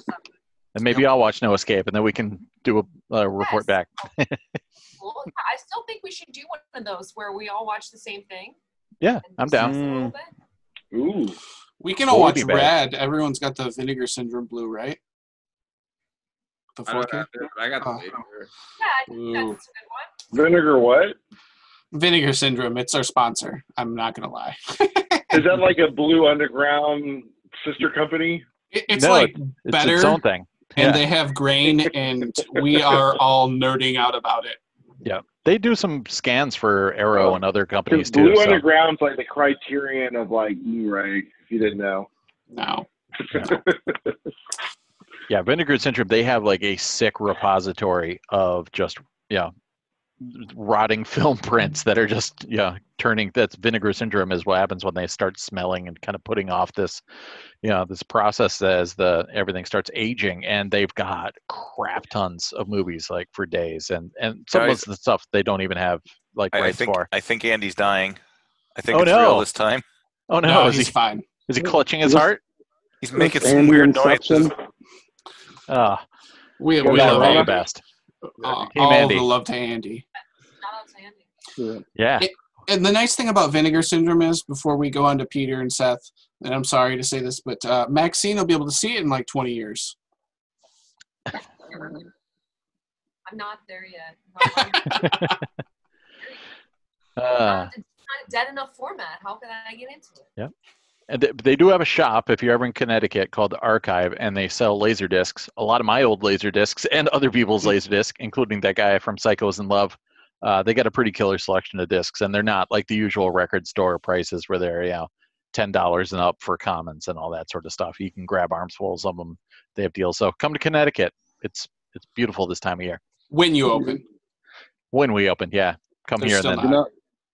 You're not supposed to give out that much information. You're supposed to tell them to Google the closest Goodwill or Salvation Army. I know. I do have some friends that were like, because I was gonna Instagram post when I got that Tenebrae disc and a couple others. He's like, nah, don't do that because then people will know about the place. I'm like, yeah, but then they're gonna go out of business 3 weeks from now, so nobody supports these guys. Don't tell anyone this place is good because I like buying stuff there. Yeah, for the next couple months. But yeah, wicked. So we wrapping up? I think we're wrapping it unless anyone has a spin. Oh, does anybody have more stuff they're watching tonight? We should apologize to Ryan's computer who's going to have to render this video. And mine, because I'm going to have to do the second one. Yeah, so it'll take 45 minutes to render, and then I'll upload it, and Sam will get it tomorrow and download it, and then hopefully by Sunday we're ready. But, it's all fun. And Are you road tripping tomorrow, Sam? If Bill's going to be around, man, let's touch base. We can make this happen. I'm game. Then you can debut it for the debut. My mind's blowing, man. We must go deeper. Inception too. All right. Thank you. On the dark everyone. web. Cheers, everyone. Thank you. There's Peace. good night.